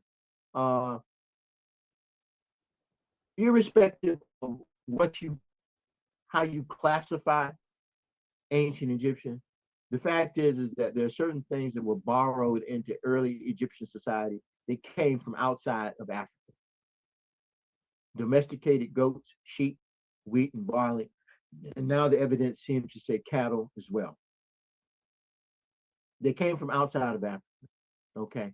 So they came from outside of Africa at that early moment in time into societies that were not doing certain things. Then the question becomes is why aren't the words for these foreign items foreign words? And the answer is because the Egyptians, the proto-Egyptians, people in the Nile Valley, were experimenting. And they had names for these things that came or for some of the circumstances. So they could use their own names. They just transferred. There's a name for that in linguistics, which I'm forgetting, but they just transferred the name that they had to the new thing, you know, and they adopted these new things on their own terms as they needed them, as they used them. And then they created a society that lasted 3,000 years. For me, the marvelous thing about ancient Egypt is that Saharan pastoralists merged with hunter foragers on the Nile and some sort of symbiosis and interplay, and they produced an ideology and a formula for a society that lasted 3,000 years. And no matter how you cut it, that's phenomenal. It's a long time. That's phenomenal. And they could return to that formula. They're kind of a constitution, if you will, even though I don't want to use that word because it's been abused here recently. They did. And that's phenomenal. Let me ask you, have you ever heard it said that the Latin alphabet is African in origin? Have you heard people say that? The Latin alphabet, huh? I've not heard that. So, well, I heard that's interesting. That's interesting. I heard the Greek writing. I heard people say like linear B and linear A and things of that nature was connected to the Egyptian writing. I heard. All right. Well, no, that's in the same line, but that's actually true. That's true. But it's by way of the Phoenicians. Correct. It's by way of the Phoenicians. So so if somebody makes the claim that Latin writing ultimately owes its origin, its great granddaddy is African, meaning ancient Egyptian, that's a true statement. But it does sound like it's in the same family as some of those other fantastic statements. It depends on how it's said and whether people can back up. Can people show the lineage? Can they present it? And that's what you need to be able to do. You need to be able to walk through it. Right. That's all. And I appreciate that. And you know, I really appreciate our conversations. And it shows me where, you know, with my strengths and my weaknesses, and we all need that. Let's go to the next slide.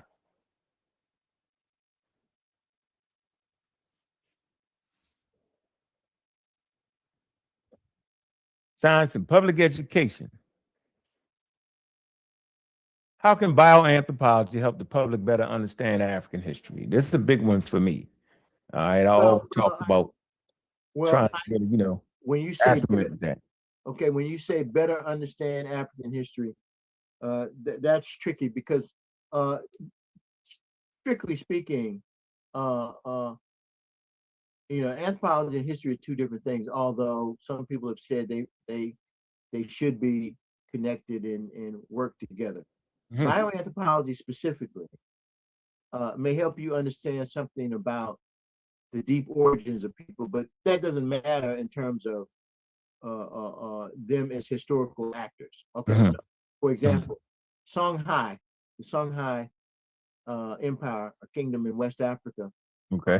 Songhai, according to Greenberg, is related to Nilo. It's a Nilo-Saharan language. Okay, Mhm. so probably during the Green Sahara, if you accept this thesis, people migrated over and they wound up on the Niger River. It's Mhm. not that many Songhai, as compared to others. But Songhai is not in the same family as Mande. It's not the same thing. Although by this moment in time, there's been so much borrowing back and forth that you have to be able to discern that. Again, Mhm. according to the standard practice. Now, if you dig into the graves of Central Mali, uh, and you uncover certain types of DNA, that doesn't tell you anything about the history. So we can ask the following question: when should genetics lead the narrative? My answer is usually never. Huh. Usually never. So let me continue that. And I wrote a piece about this with some other people on the history of the Fulani. You can look that up, published 2009 Okay. and 2010, Mhm. because there was a Sudanese genetics group. Now, and it gets funny about history because a lot of people think that for African history, that it's all about migration. That African history is just migration. I mean, especially for the places where there are not any written records, that it's about migration. They don't think about the development of technology, transformations in the society over time, or what was going on at this moment in time and next moment in time for the whole society. They're thinking in terms of migration. It's a very interesting thing. I got into I'm not gonna say a fist fight, but pretty close with a geneticist Yeah. who said something. But anyway, because they basically are saying, well, these people don't have a history, and the only history you can come up with is through genetics or something like that, Mhm. meaning a migration story, meaning that their history is a history of how their fundamental human ancestry got assembled. Other people's history is about how they created new technology or whatever. Can you hear me? Okay, so now bioanthropology, let me tell you how it can help. Let's use the example of any place where you've got well-preserved skeletons. What you can do is tell something about the health and nutrition of those societies, okay? Based on their skeletal remains, based on their dentition, based on other observations, you might be able to say something about diseases that affected them, as well as demography, how long they lived, what the infant mortality, the longevity, and the ratio of infants to others was in terms of deaths, early deaths versus later deaths. So bioanthropology, in terms of skeletal biology, can offer some information in that regard. Genetics might be able to offer you some other information in terms of if you think there were migrations and what have you.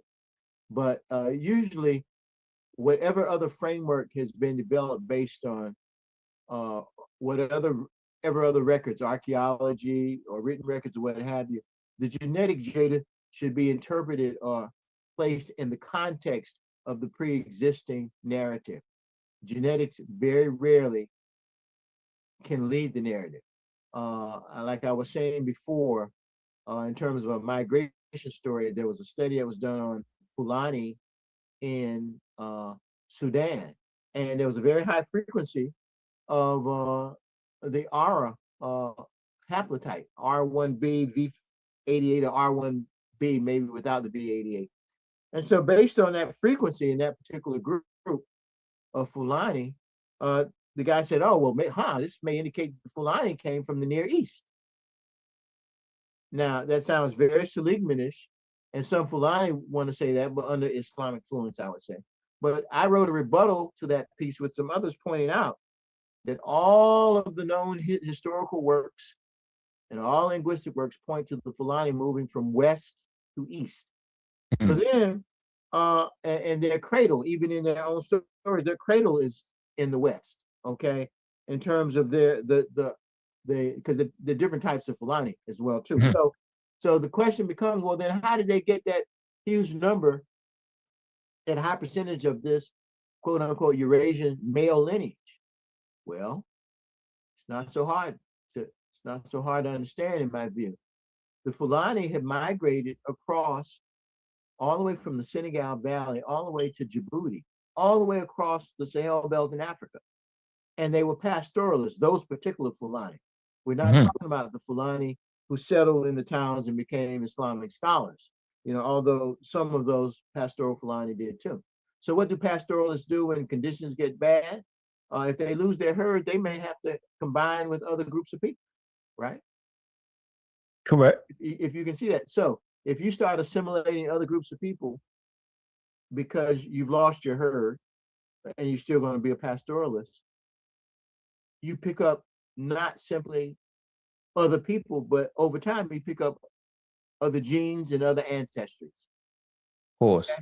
So you have to, so the question becomes, like I said, when should genetics lead the narrative? I say almost never. That genetics should be used as an adjunct or understood or inserted into or seen in conjunction with frameworks that have already been established based on other types of data. Okay? So I know that there's a sequence called Ghana, Mali, and Songhai in the West Sahel Belt. I know that there's a sequence in Nubia from Merowe through Christian kingdoms. I know that. Since I have that framework, if you come and get me DNA and it shows me some DNA that you think came from Greeks, I say, well, what time period is it? So I'm using the history narrative that we already have, the framework, and I'm interpreting the DNA in those terms. I'm not letting the DNA dictate, oh, we got this Greek, oh, so they must have been Greeks. No.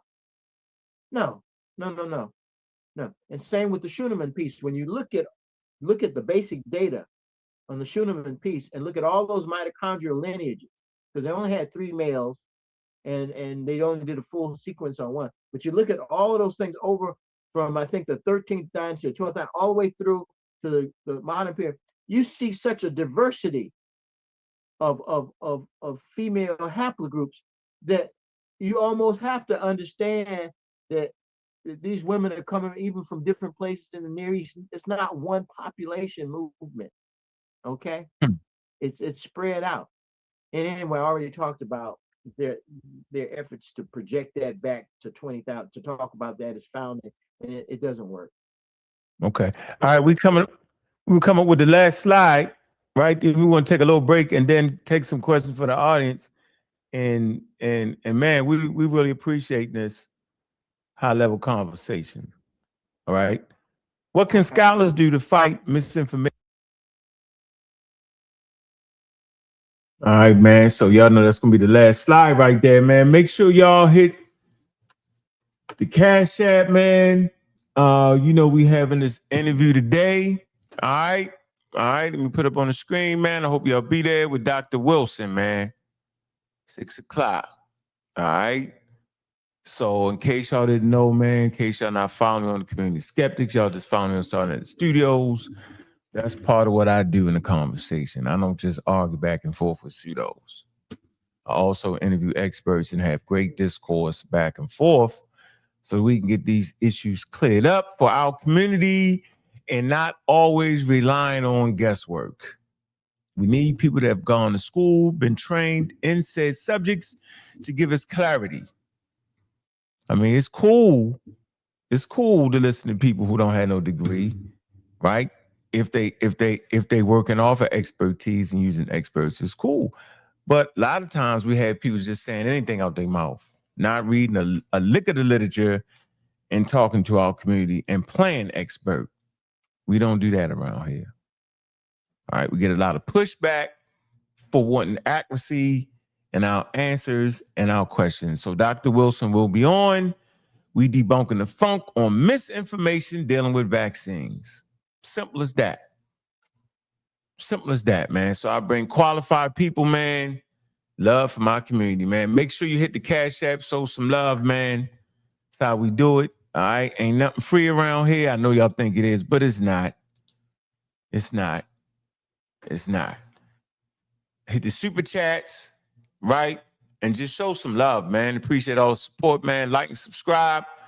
We're trying to get up to 5,000 subscribers on the community Skeptics. I think we have over 100,000 on Sarnetta Studios. So make sure y'all keep us in the algorithm, right? If you appreciate these conversations, man, let me know. And all right, let's continue. Let's get back. Let me go back a little bit here and let's keep going. Come up with the last slide, right? If we want to take a little break and then take some questions for the audience. And man, we really appreciate this high level conversation. All right. What can scholars do to fight misinformation about Africa's past? What can we do? I feel like we need to look our past through anthropology. Well, we need to be in these fields. That's how I feel. We need to get in these fields. well, Like you answered it. We need to get in the fields, and we need to have training in institutions where there is a critical, where critical analysis is being done, and where you know that people are not being Eurocentric. That's the best way to do it. That is how you help, and where you have to be open to different techniques and different lines of evidence. So that's it in a nutshell. So critical departments that are open to various methods that actually have been going on for quite some time. In fact, but the critical part is critical because you have to. The critical part is critical because you have to beware of the persistence of older ideas and paradigms. So you know about what means what.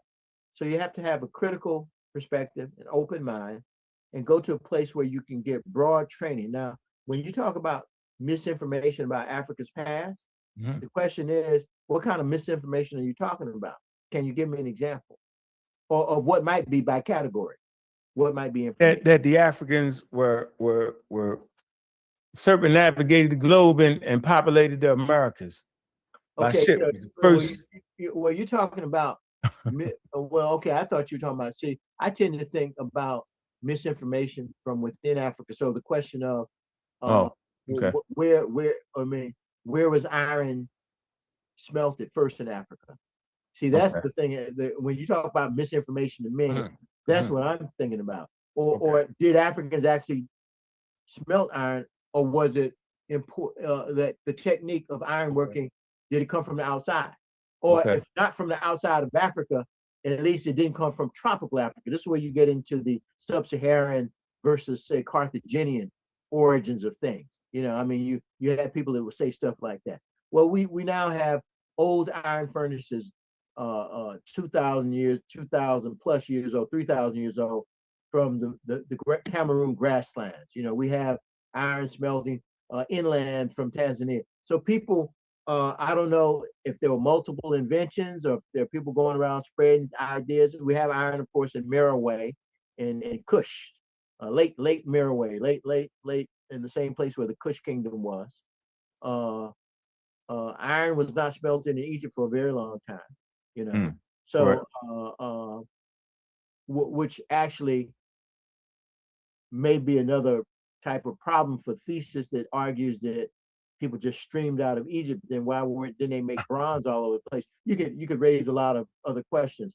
But the thing is that a critical approach, multiple disciplines, okay, and a broad notion of what constitutes history.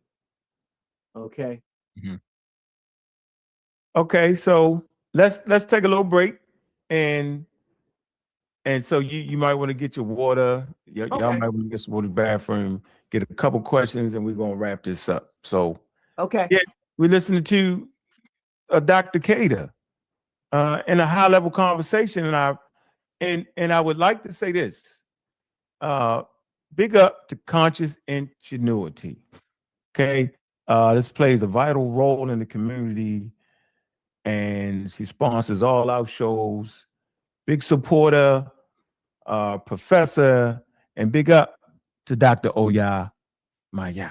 All right, let's take that break, y'all. All right, y'all go get y'all water and take a break.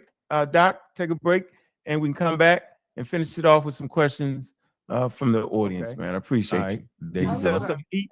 All right, go ahead. You gotta have Juju go first. Where did you ask the question? Okay, so my questions are really simple. Two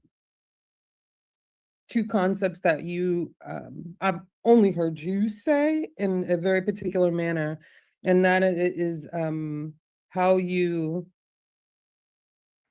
don't use sub-Saharan Africa. You use intra, supra, and this notion of polytopicity.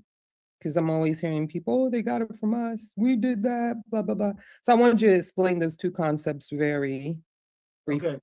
So yeah, briefly, because there's a particular kind of cultural baggage and perspective when the term sub-Saharan or North African is used, and I've written about this. You can find it in something I wrote in the Journal of Ancient Egyptian Interconnection. So I said, if we're going to do geography, then let's do it appropriately. So I talk about infra-Saharan, Saharan, and super-Saharan. And so what that allows me to do is to stay strictly geographical. And then you can talk about the Western quadrant, Eastern quadrant of Africa, Northwest quadrant, Northeast quadrant, and so forth. It actually changes a lot of things about the way we think about things. Once you change that language, it forces you. Number one, you got to go to the map and say, well, wait a minute, where does the Sahara begin and end? So it up north, it begins at like 32-degree parallel, somewhere 32, 30 degree, pick your choice. And so above that part of Africa is only, I mean, what you have north of that is only is basically Tunisia, that part of Africa that sticks out and touches that's close to Spain. You see what I mean? I do. And so I agree. that can be useful. The other way though that I've talked about before is to talk about supratropical Africa and infratropical Africa. So the two tropic lines, the tropic line is about 23.4 degrees latitude north of the equator and 24 degrees south. So tropical Africa actually begins in southern Egypt. Okay. So, and it includes a lot of the Sahara and parts of the Saharan states. Goes all the way down below the equator. Now above, but supertropical would include northern Egypt or most of Egypt and the Saharan regions of all of the Maghreb states. So the Saharan regions of Morocco, Tunisia, Algeria, Libya. So once again, it would force you to think differently about it. And your other question was about polytopicity. Polytopicity is a term from the zoological literature in terms classificatory literature that simply describes populations that are widely dispersed but are almost indistinguishable phenotypically. So an easy way to think about that in terms of animals is you got some snails in Georgia and some snails in India whose shells are identical, but you know they can't be related. So the question is, do you lump them together because you're grouping things by similarity, or do you try to smash them up, get their DNA, and classify them genealogically, phylogenetically? See the difference? Yes, I do. Okay. I do. I understand. I understand how you use it culturally also, though. Well, Like which one culturally? polytopicity. Well, I don't use it culturally that much. So remind me of where you think. Now, in terms of human beings, polytopicity, in terms of phenotype, would be like the so-called oceanic Negroids at one time when that language was used, and certain tropical Africans, so who were also called Negroids. They looked similar, but even a long time ago, they realized that they weren't closely related in a recent historical sense. Now, can you give me an example of where I've talked about polytopicity in terms of culture? I thought I heard you speak, maybe I'm wrong, I thought I heard you speak on it in a sense of cultural, like when people are trying to superimpose their culture on other people, and taking it for their own. Like their culture, other people's culture, and taking those other people's culture as their own, you know? Well, no, if I use the word polytopicity for that would be appropriation. No, that would not be a proper use zoologically of polytopicity. Okay, so it's only a zoological term. Yeah, it's only a taxonomic, it's a term that comes from taxonomy. Now, I guess you could have two cultures that resemble each other greatly, far displaced. So then the question becomes, because polytopicity comes up as a descriptive term, but also it came up as the problem in terms of the subspecies in zoology, or the issue of racial classifications for animals, where you have far-flung things that look very similar morphologically, but that was a problem if you'd already classified animals based on a description. But then you find this thing 2,000 miles away, and you say, wait a minute, could they really be related? Okay. Thank We're you gonna for the go to- question. Thank you. We're going to go to one of the questions in the Q&A portal. Get Joe. Or you want to go to And the he's portal already, real yeah, quick? he has a question in there. We have 6 questions in there, actually. And Over then Joe? Kyle. Come over, Joe. No, we have multiple people who ask questions. Yeah, get Joel up there first, though. Okay. From Joel Armstrong. Yeah, get him. No, let him ask it. Does he want to? Yeah, you want to ask it. That's Okay. Joel. Okay. We always did the big In the donors. meantime, Kyle, go ahead and ask your question. Y'all can't come on the panel, I think, Bobby. That's why he put it there. Yeah, he put the question in. Oh, well, All right, so let me go ahead and ask the question from Joel. So Joel asks, ancient Egypt had a complex genetic history influenced by interactions with both sub-Saharan Africa and the Near East. What is the most accurate way to describe the first dynasties? Can we say they are Black because they came from the South? How do you define who is Black? I don't use the word Black usually, number one. Number two, I talk about populations that are biogeographical or biohistorical Africans. And I acknowledge a range of variation in Egypt. I don't know what color the first dynasties were. And depending on, what or how you want to say that, I will say that the early populations of Egypt, as I said earlier, if you do an analysis on skeletons, because we don't have ancient DNA, you find that they show affinities with people in the South. That doesn't necessarily mean that they look identical to them, but it does mean that they had affinities to them. So the world is not simply divided into sub-Saharan Africa and Europe, or there's an indigenous, think in terms of an indigenous Saharan populations, or indigenous more northern populations that are equally African but different. That's the best way to answer that and the best way to think of it. Thank you. I'm going to just do one more since you answered that really quickly from another That was person. a good question, too. That was a good answer. Man. And then Ooh. we're going to get Kyle. So this is from Malcolm Robinson. His question is, you mentioned Sarah Tiskoff and the light-skinned gene. Could you expand on that gene and what it means about the phenotype of the Africans? From Malcolm. Okay, I don't have that information in terms of sequences in my head, but the discovery itself means one very important thing, namely that indigenous Africans have been variable with regard to that trait, namely skin color, out of which so much has been made historically, socially, and what have you. So the real important value is to say that indigenous Africans could be on an evolutionary basis, have a range of colors, and not all be simply jet black. Although, and no one can give you percentage on that because we don't have ancient DNA to do it. We do know that dark skin survived leaving Africa because of the Cheddar Man. You've heard of the Cheddar Man. Look it up, Cheddar Man in England, of all places. Blue eyes, but very dark skin enough to be lynched in Alabama. Okay. If that's criteria, if it's a social criteria, because there's no scientific criteria where you want to draw the line. How dark does it have to be before you qualitatively call it black?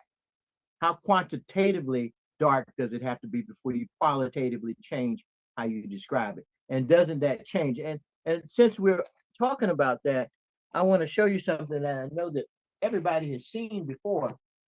These are two twin sisters. Mm-hmm. Yep, that's my favorite. Yeah, that whole magazine, that whole issue right there, very serious work. Yep, we see it. Yeah, just to illustrate some conceptual things. Now, that doesn't alter the reality of colorism, no matter whether you find it here, the modern Islamic world, Europe, or racism, no matter where you find it. It doesn't alter that. But what it does tell us about how much of this stuff is just all made up, okay? And just based on mythology in terms of how people have used it against people. The skin colors are real, but what they mean is socially determined and socially constructed. Okay, Kyle, you have your question ready? I do. Thank you. And thank you again for even coming to speak to us, Dr. Keita. Yes, sir. I have a question. So in this little section of the internet community, I think we're pretty much all novice, but we all have a deep love and passion for African history. That's my precursor to my question is, what would be your process for kind of like reconciling or converging like genetic and archaeological evidence to construct like a comprehensive history or narrative or model of populations? I know a lot of us, we get into genetics and haplogroups and all that stuff, but how do you combine all this stuff to get a fair representation? Well, when you talk about a representation, you'd have to talk about what kind of history and when are you. But let me just say this.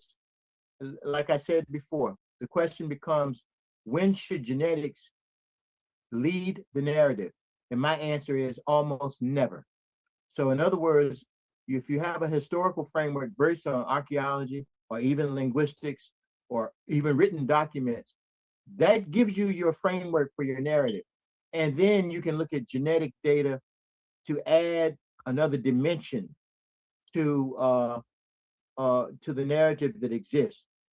It's not very often that you're going to have, unless you're doing straight evolution, a historical narrative that's other than biological history.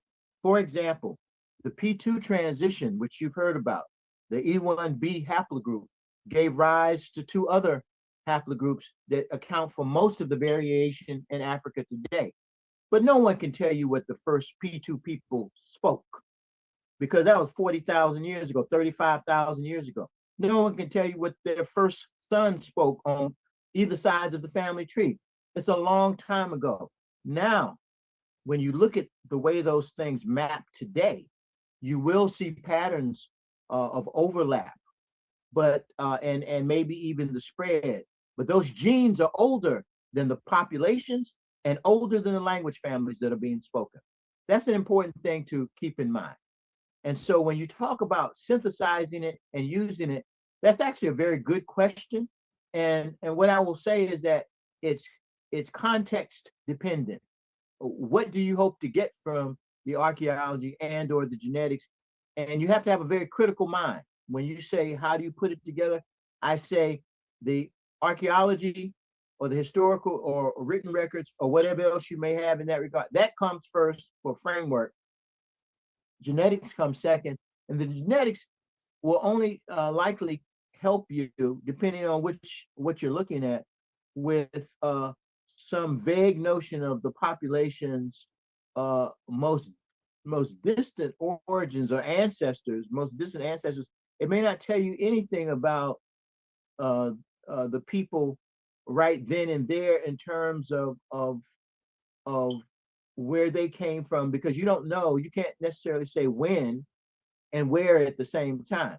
You know, something that originated 30,000 years ago, if you've got, you know, what's called the underived marker, the para group, that thing is old, and you don't know how, when, and where it got shuffled around.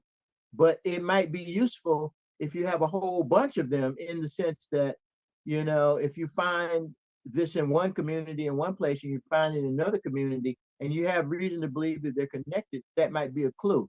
And in the rare case, the genetics by themselves might lead you to ask, oh, do we have other kinds of data that will show that there's a connection? Did that answer your question? Yeah, absolutely. I definitely appreciate that. It was a great answer. Yes, sir. Thank you. Have a good day. You sound young. I wish I was. Oh man. Well, you should go back to school. But listen, methods in historiography. See, a lot of people learn how to write history, and I'm not criticizing, but oftentimes historiography, the methods of history, historical thinking, the philosophy of history is not taught. And most certainly, you don't necessarily have a lot of books that have applied those methods. I mean, or the philosophy of history, the whole issue of methods, and what constitutes certain things to aspects of African history, because a lot of those methods are based on quote unquote written records. But I will recommend this book to you because it's part of my job. Okay, this is the great Bethwell Ogat, Kenyan historian, just died. He's about 100 years old. These are great essays. This book is hard to find, but if you start talking, I mean, you have an organization, you might get the press. This was published by a Kenyan press. You might get them to reissue some more copies. Interesting. Okay. It's very important. So, history is destiny. History is knowledge. That's one. I'm gonna show you an old book, but this is another book, Daniel McCall's book. A discussion of historical methods, reconstruction from unwritten sources. I don't like the word reconstruction. There's no such thing as reconstructing history. What there is gathering data to construct a narrative based on the best evidence that you have. Okay? And that's what Chris Arrett did, who wrote the very first book on so-called stateless people. Well, I mean, on the Southern Nilotes, a lot of the pastoralists, like my wife's people, the Kipsigis, the Nandi, etc., the Southern Nilotes. Now, he's using an old term that we probably wouldn't use as much anymore because it's left over from an earlier era with bad content. But anyway, it's okay. But this is Chris's, I think this was his doctoral dissertation, but this book is still available. Sometimes you can get it for cheap, like $5. But it's worth looking into. But you got to put all this stuff together if you're trying to do the grand narrative. And everybody knows, and I'm not plugging him, but his approaches were different. And then there are other books for topics. So if you're trying to go back to the earlier days and lay down a layer of history, you get your speech communities. You get a Mande or Mandinka speech community long before you get the Mali Kingdom. Okay? The Mali Kingdom comes after there's a speech community, after the things have layered out, so to speak. I guess that kind of gets back to something you asked on, but I'll take the next question because I don't want to, Okay. Yeah, I want to. There's a few more questions. I don't think anyone else come on the stage, but before Brother Reggie goes, there's a few more questions that are in the chat box thingy. Yeah, just keep going. Just keep going. I want to honor that as well. So I'm going to get two from there, and then we'll get back up to the stage. So from Fontaine Foster, in reference to the D and E haplogroups, are those still considered African, even though you stated they are closer related to the Asiatic people, if I heard correctly? I'm sorry, the question was about the DE? Yeah, D and E haplogroups. Okay, D and E are derived from the YAP. The YAP insert, we don't need to get into details. The YAP marker is ancestral to both the D and the E haplogroups, okay?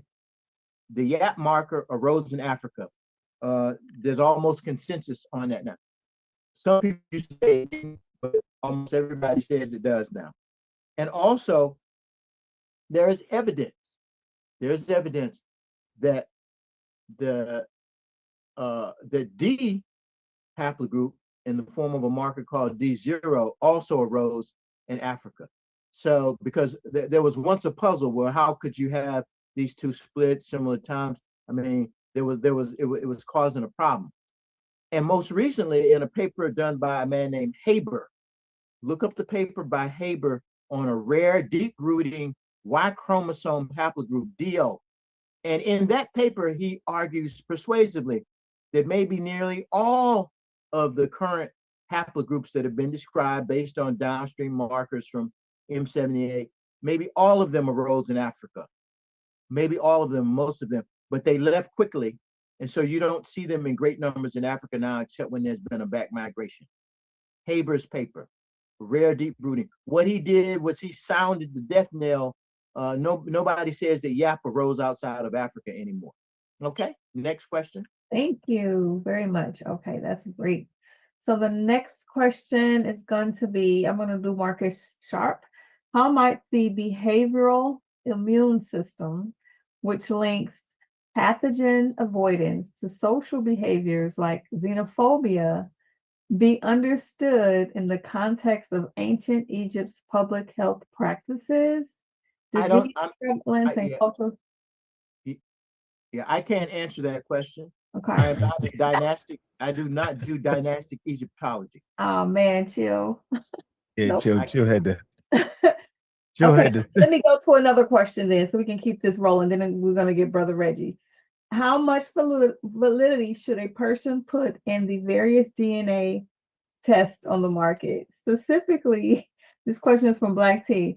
Specifically to the connection to certain tribes within the continent of Africa. Those studies, I regard those studies, I call them recreational DNA studies. This is the problem with them. All of the, I don't care which company it is, whether it's Rick Kittle's company or Ancestry 23andMe or Ankh West 1500, I don't care what company it is, all of them depend on a reference database. Okay, they depend on a database. So if your particular ancestors are not in that database, or the group that you might be affiliated with, that at a theoretical level would be wrong. I mean, you're not going to get the right answer. The other reason that I don't put faith in, but the real reason I don't put faith in it is because parts of Africa were shuffled and ethnic designations change all the time, even in the past. Okay, things changed 500 years ago, 400, 300, 200, however many hundred years ago, with few exceptions. So you might be able to get to a region, but to say that you've gotten to a specific ethnic group is problematic. And so I would not put a lot of trust or automatic trust in that. And you will get differences depending on which company you use. Some people have gotten their DNA done by 3 or 4 different companies, and they'll get 3 or 4 different answers. Okay, and does that answer your question? Yeah, that was just a question from the audience. So okay, yeah, well, yeah, and I can tell you a story about how it might happen, get wrong. Is there time for that? Yeah, it's on you. You know what I mean? How long? Okay, yeah. Going? Well, yeah, it is getting late, isn't it? So Yeah. The thing is this. The issue is this. Many years ago, actually, I was having a conversation with somebody from Senegal, and in fact, it was during Ramadan. I said, "Oh, you're from Senegal. Oh, that's nice." We talked. I said, "Oh, what ethnic group are you?" He said, "Oh, I'm Wolof." And to make a long story short, it turned out that he was identifying with the language that he spoke every day. In actual fact, his family, his grandfather was a Fulani cleric, an imam, a scholar, an Islamic scholar, and his mother was from Lake Chad, which is about 1,500 miles away from Senegal. So in a database, if you'd come along and ask him, "Oh, what ethnic group are you?" he would have said Wolof, and you would have gotten the wrong answer. You see what I mean? Okay, so next question. All right, so I want to go ahead, and Brother Reggie is here. And I'd like to say big up to Brother Reggie. Your Brother Reggie, go ahead.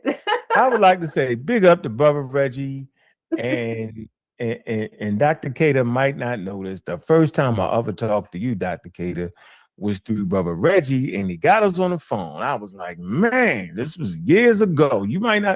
Reggie might not even remember it, and you might not remember, but I remember. Go ahead, Brother Reggie. What's on your mind, man? What's your question for Dr. Keita? Hey, thank you so much. I'm going to talk real quick.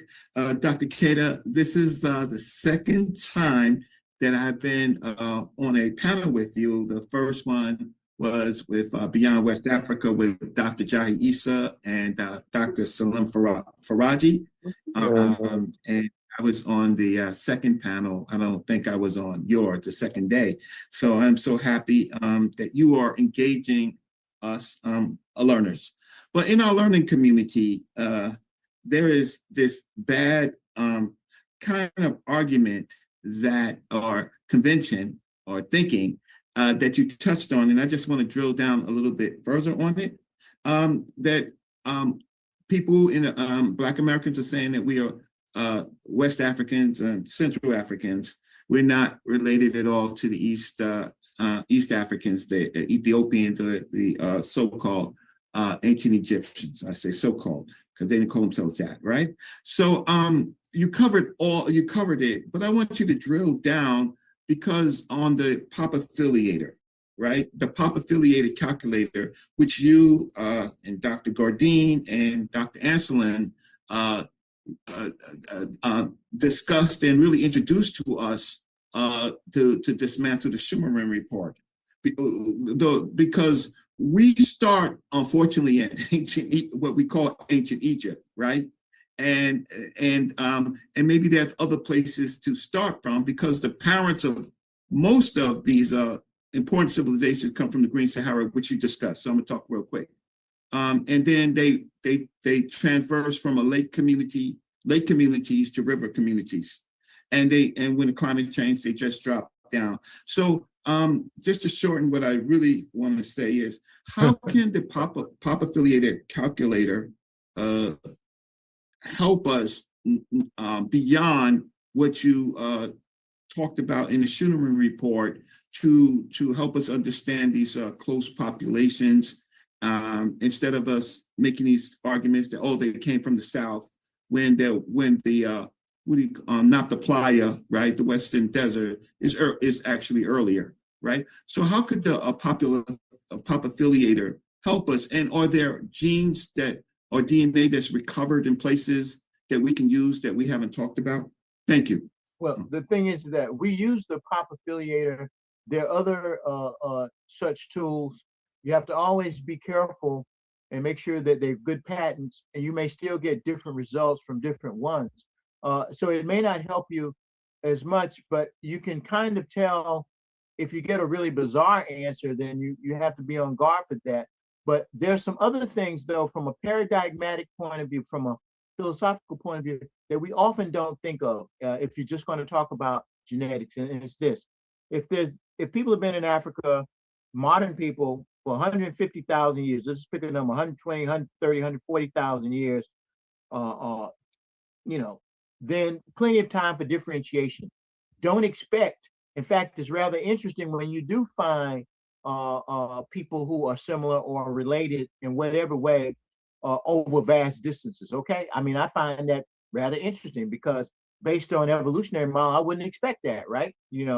Based on common sense. I mean, so when you do find it, that people were moving around. This whole thing about, I've written it, the Sahara, I conceive the Sahara as a metapopulation in a desiccating environment, people mixing and matching, I mean, on islands of places where they could live and not live, but fusing and splitting.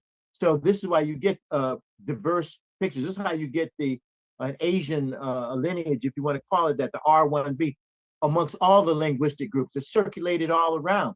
You can't use it to mark a single event, right? I mean, even though some people have written that or tried to do that.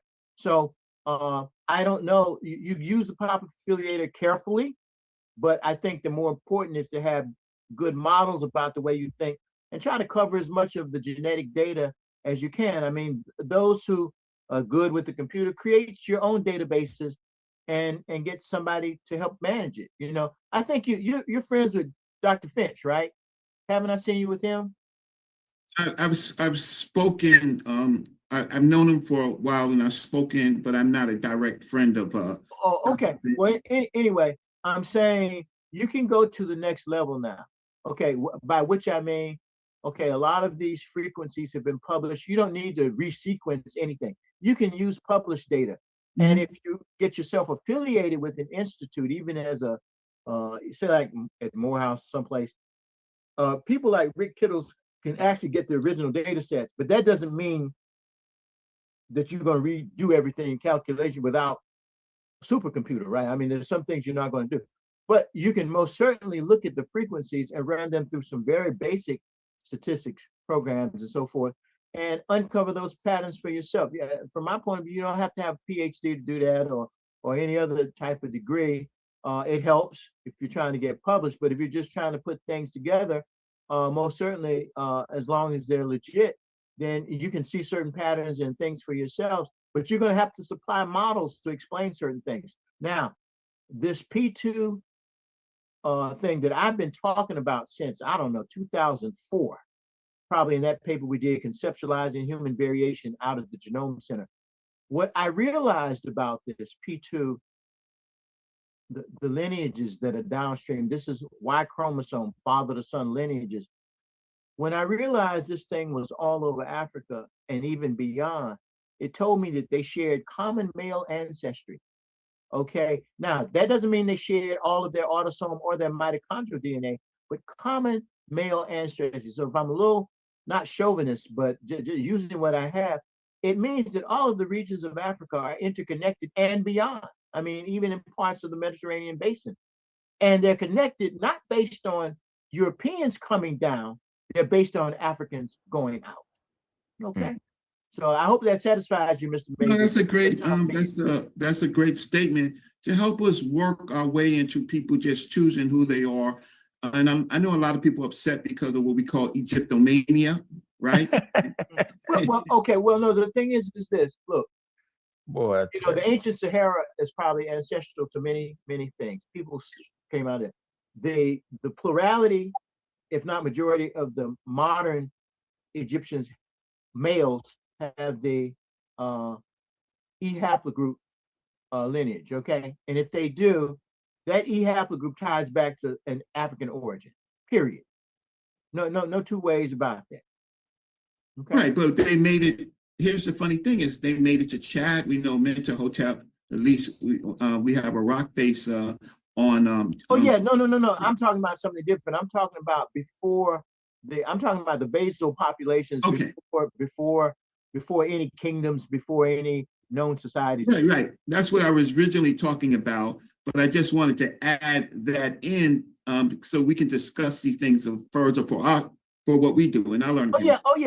Well, no, you know, people were trading, they traveled, they went to places. Cattle, Tumili, exactly. Yellow Nile, Wadi Hawar, right? Yes. All those things. Yeah. Yes. Hey. And okay. then you just have to be very critical of yourself and careful. That's all. Yeah, we're gonna be careful. Yeah, Reggie, we're gonna be careful. We ain't gonna let you sneak the ancient Egyptians in West Africa, teaching them how to live. We ain't gonna let you do that. See that? You see the pushback? We don't get a chance to. That's the guy. The issue is the movement. The issue is the movement of whole communities and identities versus what current day people interested in migration talk about, mobilities, where you can have multiple small scale successive movements to transfer ideas, genes, and people, but you're not talking about the whole place picking up and moving. So, you know, look at the literature on mobilities and see how that may help you with your argument. I am not against, you know, I'm always for the underdog, but I'm also I'm also for good evidence and good reasoning. I'm for what those young sisters did when they solved an unsolvable. That's what we should be doing. They solved unsolvable, but they systematically worked it through with the evidence, and now they have 10 proofs apparently, not just one. Well, thank you so much for being a great mentor, now a great elder, and someone. Don't call me an elder. Well, they call me Mister. So don't call me an elder. I have my daughter is 11 years old. See, I get tired of her calling me old. You can't do that. You can't respect it. Okay, respect it. Thanks so much for answering my question. So I'll let other people answer. Hey, Reggie, you see how I interrupt you and let you just have that comment? See that, Reggie? Well, as the fable goes, I allowed you to speak to Dr. Shomarka Keita in the early days. So that's why I had to let you. Maybe y'all will have another conversation. Yeah, because we doing some things. Hey, look, now I got, and this is gonna be the last question, Dr. Keita. I know you. I don't want to take advantage, of your time, man. We really appreciate. It looks like you got 11 questions. Just shoot them off. Just shoot them off real quick. Go. All right, okay. All right, shoot your questions off, and we're gonna end it with Ngozi. We're gonna end it. We're gonna let Ngozi ask the last question. So we got you, Ngozi. So we're gonna, but these questions, we're just gonna go through them quickly, if you don't mind. So, all righty. Okay, so I'm gonna go to this question from Chef. Can you ask him about the bell curve and does it hold any weight? Okay. No, I don't believe that the bell curve holds any weight, even though that's not the kind of thing that I do. But the bell curve has been shown to be flawed, and what it doesn't do is take into account various aspects that could influence cognition and ability. Those are just some numbers on a page, and it doesn't take into account, because the people that wrote the bell curve are trying to say that there's some natural lack of intelligence or what have you. That's nonsensical when you're dealing with populations that have unequal nutrition, unequal everything. So that's how I dispense with that. Yeah. Okay. Next question. Being that was a good one. Was a range of skin color, were the ancient Egyptians racially conscious or conscientious? And was it used to build their society? No. As far as can be told, you don't have discussions in ancient Egyptians, and you should have a dynastic Egyptian come and talk to you. They don't describe themselves in terms of colors. Would they have noticed it? Yeah, of course, I'm sure they would have noticed it, but they didn't build a society in that fashion, based on any words or anything that we could know. I think it would have almost been very difficult to have done that. Okay, great, thank you. They don't describe. Now, a lot of people have used that tomb painting where they show the different nationalities, and they've interpreted it that racially, but that's people from now bringing their own bias. So they've got Nubians, they've got Libyans, they've got Asiatics, and they say, oh, you see, they're depicting the races of the world. No, they're not. They're depicting the people that they knew. Okay. That question was, pardon me if I get your name wrong. It looks like the god Moses. I'm just going to say that. So the next question is from Cedric Brown. Dr. Keita, what are the biggest unanswered questions about ancient Egypt? Or maybe you can give us one of the biggest unanswered questions about ancient Egypt from a biological anthropology perspective. I can't say that. I haven't really thought about that. So when you say what's the biggest unanswered question, it's several. I can just give you one question that for me, I've kind of wondered about. I've kind of wondered about aspects of health across time, and not health that we really get from the skeleton, but I kind of wonder about how much did endemic disease cause problems that would destabilize and lead to like the intermediate period. I just wonder if that was a factor, but I haven't seen anything written about that. Okay, great. So we got 2 more to go, and then we're going to go to our last question of the night. So yeah, then I got something from Dr. Mayat too. One little small question. Is that a question from Dr. Mayat? Yeah, she just was basically saying the question was a lot of people saying that the Semites was Africans. What's your take on the Semites? Are they African? You consider them African? This is very interesting. Depends on what you mean and how you mean it. And I don't know what she means when she says that the Semites were Africans, but I'm just going to take it from what you've said. Okay. If you accept the Afro-Asiatic linguistic phylum, 5 of the branches are in Africa and only 1 is outside, and that's the Semitic branch. Correct. That means that the Semitic branch's ancestor was pre-Proto-Semitic, was African and broke off probably from the same group that led to Berber and Egyptian, or Berber and Chadic. You pick your choice. There are like 10 different trees that you can come up with, okay? So from that point of view, somebody had to carry Semitic languages to the Near East, okay? And so, but does that mean that all of the Semitic speakers, okay, at time 0, the pre-Proto-Semitic speakers would have been Africans. At time 100, they would have been where they are, mixed with all the people where they are, okay? So that's how you have to think about it if you're thinking in terms of biology. But Semitic, you can say the Semitic languages are part of a linguistic African diaspora. And of course, many people want to hate you for that, for saying it that way, even though they write that Semitic is a part of Afro-Asiatic, and Afro-Asiatic arose in Africa. There are only a few people out there left, but there's some, and they have big voices, who say that they think that Afro-Asiatic arose in the Near East and came into Africa. But that argument won't make sense in terms when you look at the linguistic evidence very, very carefully. Now, as to who the Semites are, well, if you count the Semitic speaking Ethiopians, you know, they're Africans, but that Semitic language that they speak is said to have come from South Arabia a long time ago. Although there's one linguist that I know about, an older Euro-American linguist, he may be dead now, who argued that Semitic itself had come straight from Africa, from the Horn of Africa. Okay, next question. All righty. So I'm going to go ahead and ask the last question in the box, and then our last question from our panelists. So this is from Marcus. He tried again. This is his question number 2. Can you please speak to Abu Ballas trial? I hope I'm reading this right. And the connection, if any, between Megalaka Chad and ancient Egypt. You see it? Do you see his question? Because I'm Mega Chad, Lake Mega Chad. You're talking about Lake Mega Chad, Mega Lake Chad. Oh, okay, because it's one word. Mega Lake Chad. No. The connections in general, I would say we have to think in terms of general principles at that time. We had people in the Green Sahara, and the people left the Green Sahara. While they were in the Green Sahara, they probably exchanged lots of ideas, ceramic styles, etc., married each other.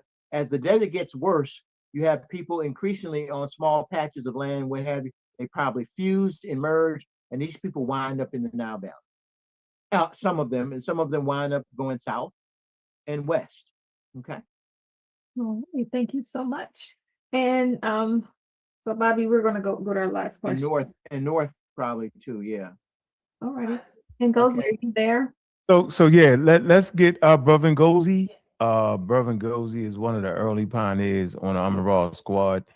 He was the youngest member. We always called him the young phenom. And I promised him to have access to great questions that I know you got. This is one of the brothers that his deal is talking DNA. That's what he liked to talk about. And he was definitely one of the first persons that was actually spitting that fire with DNA at a very young age. I say 22 years old. Okay. So now you got your shot, Gozy, with all the conversations you have and all the talking you got and all that you got. And let me say this. I work in concepts. I'm a biological anthropologist. I'm not a population geneticist, but let us say I have a good bullshit detector. Okay, so go ahead. Hey, how you doing? Ramadan Mubarak. Baba Ramadan Keita. Kareem. Alhamdulillah. Allahu Akbar. Thank you. All right, man, before they get into this last question, man, hit the cash apps, man. Look at the super chats. Let me see what super chats came through. All right, who the hell? What you talking about, man? 7 jewels. Shejmo. 10 jewels for Mari, right? That. Let me check the cash apps, man. Don't forget, we have an interview with Dr. Wilson today at 6 o'clock. All right, I don't want y'all to miss that. Make sure y'all show some love. because the world we live in ain't free. Yeah, that's what we're saying. All right, appreciate you, Shaw, man. That's some love right there. Appreciate that Cash App, man. Some love right there, man. Let me drop the Cash App right here. All right. See how y'all feeling today.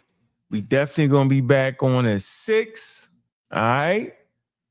Get this interview thing in, man. Let me show you, man. Dr. Wilson, man.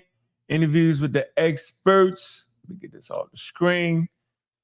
Yeah, we debunking the funk on that misinformation on vaccines, point blank. No doubt about it. Make sure y'all be there. All right, on the Community Skeptics, interviews with the experts. All right. We definitely appreciate all the support, man, coming from both channels, man. We're trying to get 5,000 subscribers. On the Community Skeptics, make sure y'all like and subscribe. Saw Another TV. I'm holding it down on this particular network. Appreciate all the love from the people, man. Let's get this last question in, and we almost to the end. Let us see. All right, here we go. All right, let's go. After they got through all their Muslim talk in Arabic. Hey, look, I follow you, Baba Keita. I follow your work. I was one of the first people to bring your video in like 10 years ago or 12 years ago. I just 14, 15. 14 to 15 years ago. I'm in the process. I would like to become a bioanthropologist. I tend to get I did receive a associate's degree in biology, but I want to go further in my education to go more in depth with it. But I wanted to just ask you a quick question. I was a few credits away from getting my bachelor's, but that's another story. Sure. But I wanted to ask you a quick question because it's a lot of stuff going around about the back migrations in Africa. Okay. And primarily the Natufian population that we know had that was part of the haplogroup E family, which is African. Right. Is it safe? Could it be safe for us to include Epipaleolithic Levant and early Arabia West as Greater Africa when they're seeing like these Natufian signals in early dynastic Egyptians? Well, what they're calling the Natufian signals are probably original basal Africans in the first place. Let me tell you why. Now, answer your first question is that I've already written actually in print in peer-reviewed stuff somewhere. I talk about an Africasian concept. I say there's no reason why we can't have an Africasia if there's a Eurasia. You see what I'm saying? Yes, in sir. Africasia. People left Africa and they got to Australia before they got to Norway. Okay. Yes. So there's no reason you could develop a whole line of arguments and perspective by yoking those two areas and then going north or looking north. You could do that. That's not done, but you could do it. But now, in order to do anything avant-garde, anything new like that, you got to have all your stuff typed. You know, your information. But yeah, so the answer to your question is yes. Now, when they talk about Natufian signals in Egypt, the question becomes, are they what they're really saying? In my opinion, okay, Natufians, late Natufian hunters have evidence of tropical limb proportions. Okay, they also now we have the DNA. They had certain craniofacial features, and those things got transmitted to the first farmers. Larry Angel wrote this in 1973. You familiar with him? No, I'm not. J. Lawrence Angel? No. Hold on for a second.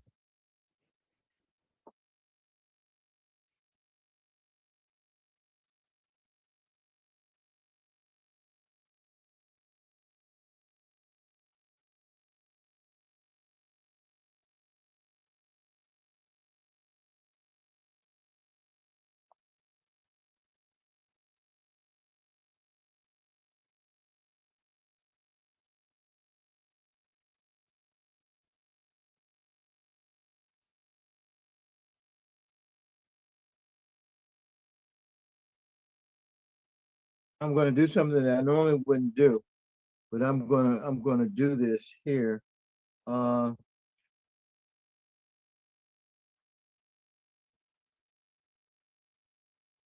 got him going to the stack of books there. Yeah. Okay. Yeah. Okay. Yeah. Let me see. Yeah. Hold on. Let me see. That's a good thing. I need to Absolutely. find it. Okay. Got a mighty Let's see stack if of I can books. find it. Let's see here. Against this background of disease, movement, and pedomorphic reduction of body size, one can identify negroid, parenthesis, Ethiopic or Bushmanoid traits of nose and prognatism appearing in the Tufian latest hunters. He's quoting McCown on that. And in Anatolian and Macedonian first farmers. Angel's own work. He's the one that trained me, by the way. Probably from Nubia via the unknown predecessors of the Badarian. Okay.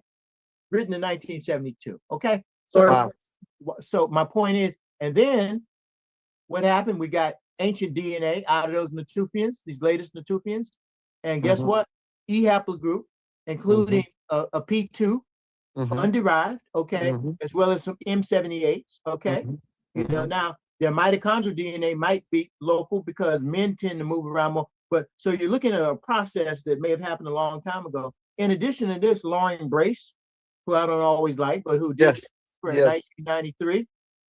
Lauren Brace says there seems to be a sub-Saharan element. And then and Schreiner from NIH, who I've actually been on a paper with, and I have my issues with him. But I think that he's done some excellent work and so forth. He also identifies, and there's another paper by someone else, a quote Somali type element in these late Epipaleolithic people. So you've got all the evidence there that you can put together if you're trying to write a story. But you shouldn't be satisfied just with that, because so what if they're connected in that way? You want to do some other stuff. I mean, and even at that level, you want to talk about some other things. Okay. So yeah, you could call some Ali Mazrui talked about Afrabia. Yeah, you could do that. There's no reason why you couldn't. Those are arbitrary things. People drew a line in the sand. Those were decisions that were made. I mean, you know, and so you could begin to talk that way. You get some pushback. I mean, after all, Eurasia is a very interesting concept. I mean, what yokes Eurasia? Is it because there's no boundary? But there's no boundary between Africa and Asia either. I mean, it's a narrower passing, but there's no boundary. And so when you think Eurasia, what do you think people are really talking about? Well, in part, they're talking about Indo-European languages coming from the Asian steppes. So the ironic thing is that the Basque speak an indigenous Mesolithic aged language, and the rest of the European languages, for the most part, have their origins in Central Asia, or an ancestor came from there. Yet, when Seligman's thesis, and this is the fear, and we didn't talk about this, the fear of using the term Hamido-Semitic or Afro-Asiatic is that because of Seligman's thesis, the Hamitic hypothesis, that they came from Asia, you know, has been used to de-Africanize Africa. And that's the way Seligman wrote about it. Although Seligman, when you read his book very carefully, see if you can find an old copy from somewhere, Seligman himself says that not everybody thinks that Hamites came from Asia. He says some people say they came from East Africa. He said, and if that's the case, we're talking about a migration not from Asia into Africa, but a migration into Negro land. Those are his exact words. Okay, so in admitting that, he's admitting the possibility of African diversity. You see, he's admitting it, but not exploring it. And I have a paper that I sent to Ankh. You can get it from him, or you can email me. I can send it to you too. I've been having trouble with my computer, but anyway, he has it. It's a paper that I wrote on genealogy of ideas. Okay, got that. Just give that to him. Yeah. Okay, I got it. But yeah, if you go back to school, I don't know how old you are. I'm not going to ask you that. It's never too late. But the older you get, especially if you have a family, the harder it gets. But that's okay if you want to do it. Nothing's worth doing. It's not hard. Now you're in Atlanta, right? I'm in Chicago. Hey, Chicago. Oh wow! You know, what I was going to say is that you probably could slip in, have a conversation with Rick Kittles to get the rest of and get into a lab training scenario, because he's a population geneticist in his own way. But anyway, you could do that, and we've made this almost personal conversations, but the whole world is listening. I have to be careful with our audience here. So anyway, but go ahead. Yeah, Bobby Kid, I wanted one more question. You can go. I just want to get the sources because people are asking for the last two things he mentioned, the sources, and then you can go ahead and ask the last thing. In his paper. Yeah, he mentioned two things. Actually, it's Juju that asked for the sources. So can you give those to us, Dr. Cater? We can get them. When you say, you mean the Larry Angel paper? The title again of Haber's papers and the source. Haber's paper starts off with a rare deep rooting haplogroup. So I tell you what, just go to Google Scholar, put in Haber, Heber, comma, rare deep rooting haplogroup, and you'll get it. Thank you. I think I got it. I just wanted to double check. And the source you just gave, Ngozi. Wonderful. All right. Oh, no, that's J. Lawrence Angel. It's called Biological Relations of Egyptian and Eastern Mediterranean Populations during pre-dynastic and dynastic times. Thank you. And he happens to mention the things about the Natufian, and he studied the Anatolian remains himself. I mean, Angel probably had his hand on every ancient Greek skeleton that ever existed. In fact, there's a fellowship named after him, but he's the one that taught me skeletal biology at the Smithsonian when I was in medical school. So he was a nice man too. He was nice. He was you can go ahead and Anglo-Saxon, but he was a very nice man. So, Bobby Ketcha, with the community, we always been scientific enthusiasts to get people to want to get interested in the field of science, especially with studying like ancient Africa, just humanity as a whole. And I wanted to talk about Acts, about the principal component analysis, or the PCAs that's used. One of the major things that a lot of people try to use in the so-called underground community that they call the conscious community is DNA tribes, or not just GEDmatch, but DNA tribes that use 8 out of. I know you brought up the pop affiliator, and you brought up that the algorithms can change based off the calculators that's used. But a lot of people try to bring up DNA tribes, the 8 out of 13 STRs that was used to try to promote that the Egyptians, because the pathogens, because when Zawi Hawass additionally used it, it was based off pathogen and diseases that fell in line or that shared affinity with populations that they classify as sub-Saharan Africa, primarily like sickle cell and malaria. But a lot of people, when they seen that, I try to tell them, we don't want to say things in a wrong way and look at these PCAs like they're absolutes, because the algorithms can change based off what you use. They have higher microsatellites now with higher resolutions that can give a better chart than what they did with the 13 or 8 out of 13 STRs at that time. So I wanted to ask, so could you go into detail of those STRs, or those short tandem repeats that was used, and explain, or could you tell the audience that doesn't represent the overall composition genetically of the Egyptian? No, I can't talk about that in detail now for two reasons. Number one, they used the coders, so they used what they had available. That's always the case. The other thing too is that I'm not a population geneticist. I know about STRs, and I know what certain things mean with STRs, and I kind of know the limitations. But what they got was what DNA tribes got is what they got using their patented algorithm. If you take the data from Zahi Hawass's article and run those in other algorithms, you may get some other answers. Okay, but the point is that overall, from my perspective, is just what it shows is that you have a background, and it may be a trivial answer, but there's a background that's deep, and the question becomes, can you always separate out the general human background from a specifically African background? Okay. However, I think that the DNA tribes thing was illuminating. I think the repeat study that we did, that Gordine and I did, is also, I happen to think that that's valid and true. But when you put all of the information together, so you have to put a lot of different stuff together. But there's no reason not to think otherwise. Again, people were in Africa for 150,000 years before they left, or longer, much longer. Modern people, there would have been a time for a lot of diversification, okay? A lot of diversification. All Africans, therefore, in different regions would not have been the same. north, south, south, or whatever.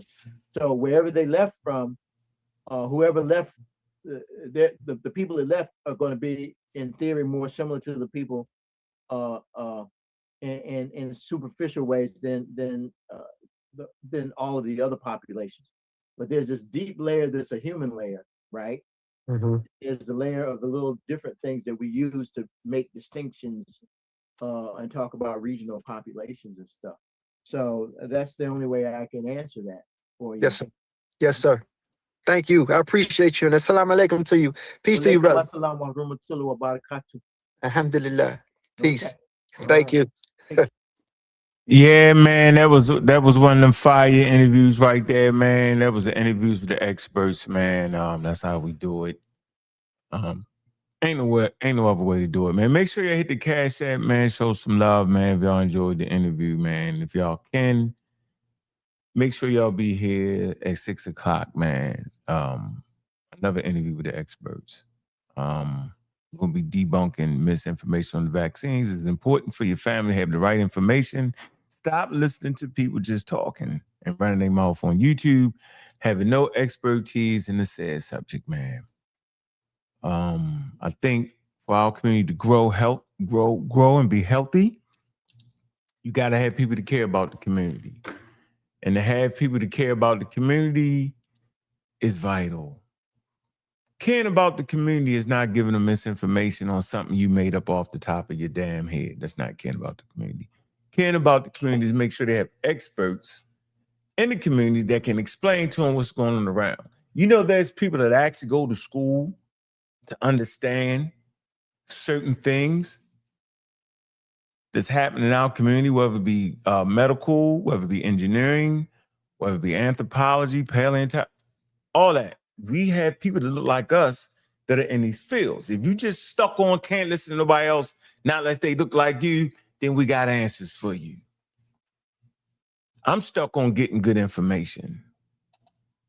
I don't think science has anything to do with whiteness or blackness. I think science has a lot to do with understanding the natural phenomenon around you. All right, so just make sure you'll be there at 6 o'clock. It's going down.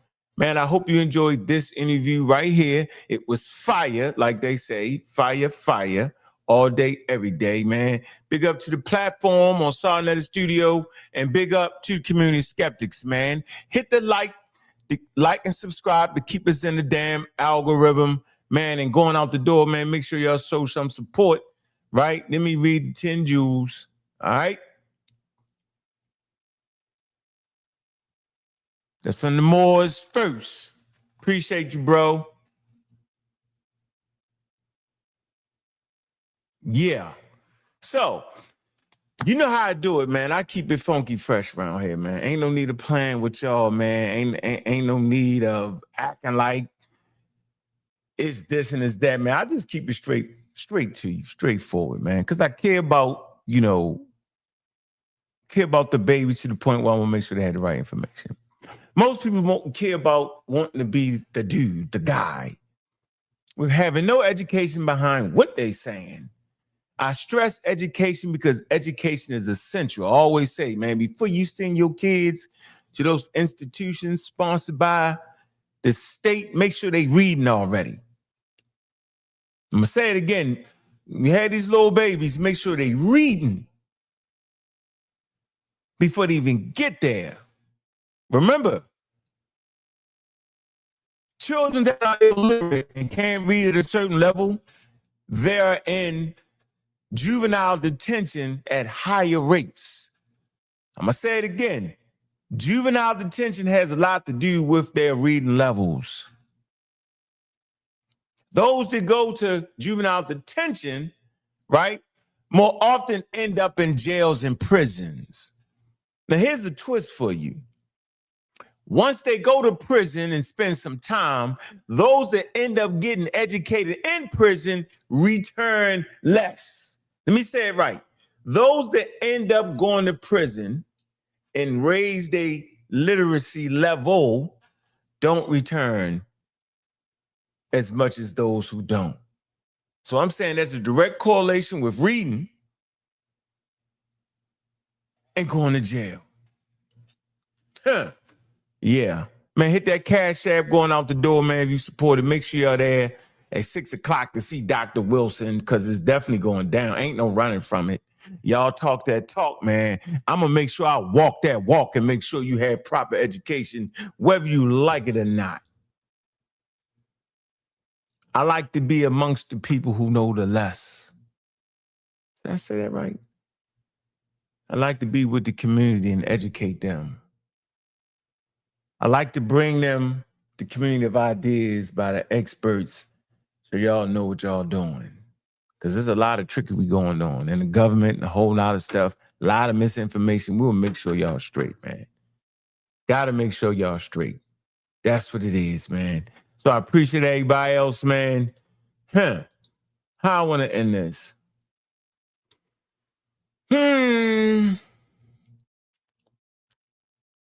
We got him down. Yeah, we got him down. Man down. Man down. Hit hum with the knowledge frown. Get hung with the knowledge frown. See the pseudos come around. Hey, Gun him down. gun him down. Force him Gun him down. See the Source him pseudos down. come around. Source him down. Gun him down. Source him down. Hey, Force him down. source him down. Gun him down. Clowns Hey, down, pseudo clowns. around. That's when it all gets crazy. Broke man Crazy. lazy. Stodos never phase me. Driving Miss Daisy. Bitch, niggas Hey. crazy. Whoa, Read the book, slick niggas gave me. yeah. Riding waves like the Navy. Knowledge Yeah. cool, full of bravery. Always killing pseudos, never maybe. Using gift science gave me. Staying right. Speak, I'm loud on the mic. Using gift Hey. science gave me. Always talking shit. Pseudo killers on top the gravy. See the pseudos come around. Hey, source him down. Guns him down.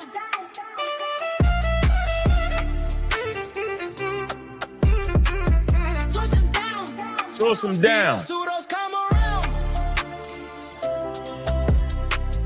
Gun him down.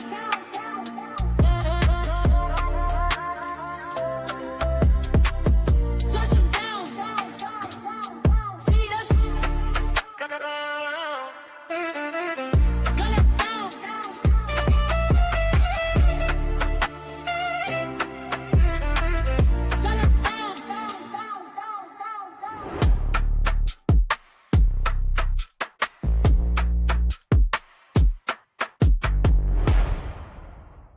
Man, look, I'm your host, Bobby Banger, man. I appreciate y'all checking out the interviews with the experts, man, with Samantha Keita, man.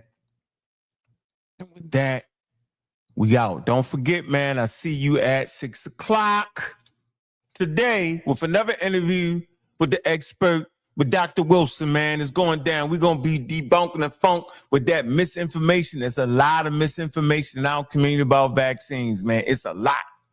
Scaring people to the point where people are more afraid of the vaccine than the actual pathogen itself. And that don't make no sense, man. Reading and writing is essential, y'all. Let's get back on that. Not only reading and writing, comprehend what the hell you think you're reading. You may pronounce the words, but you're not comprehending the sentences and the words in the sentences. That'll get you in trouble. I'm your host, Bobby Banger, and with that, we are out.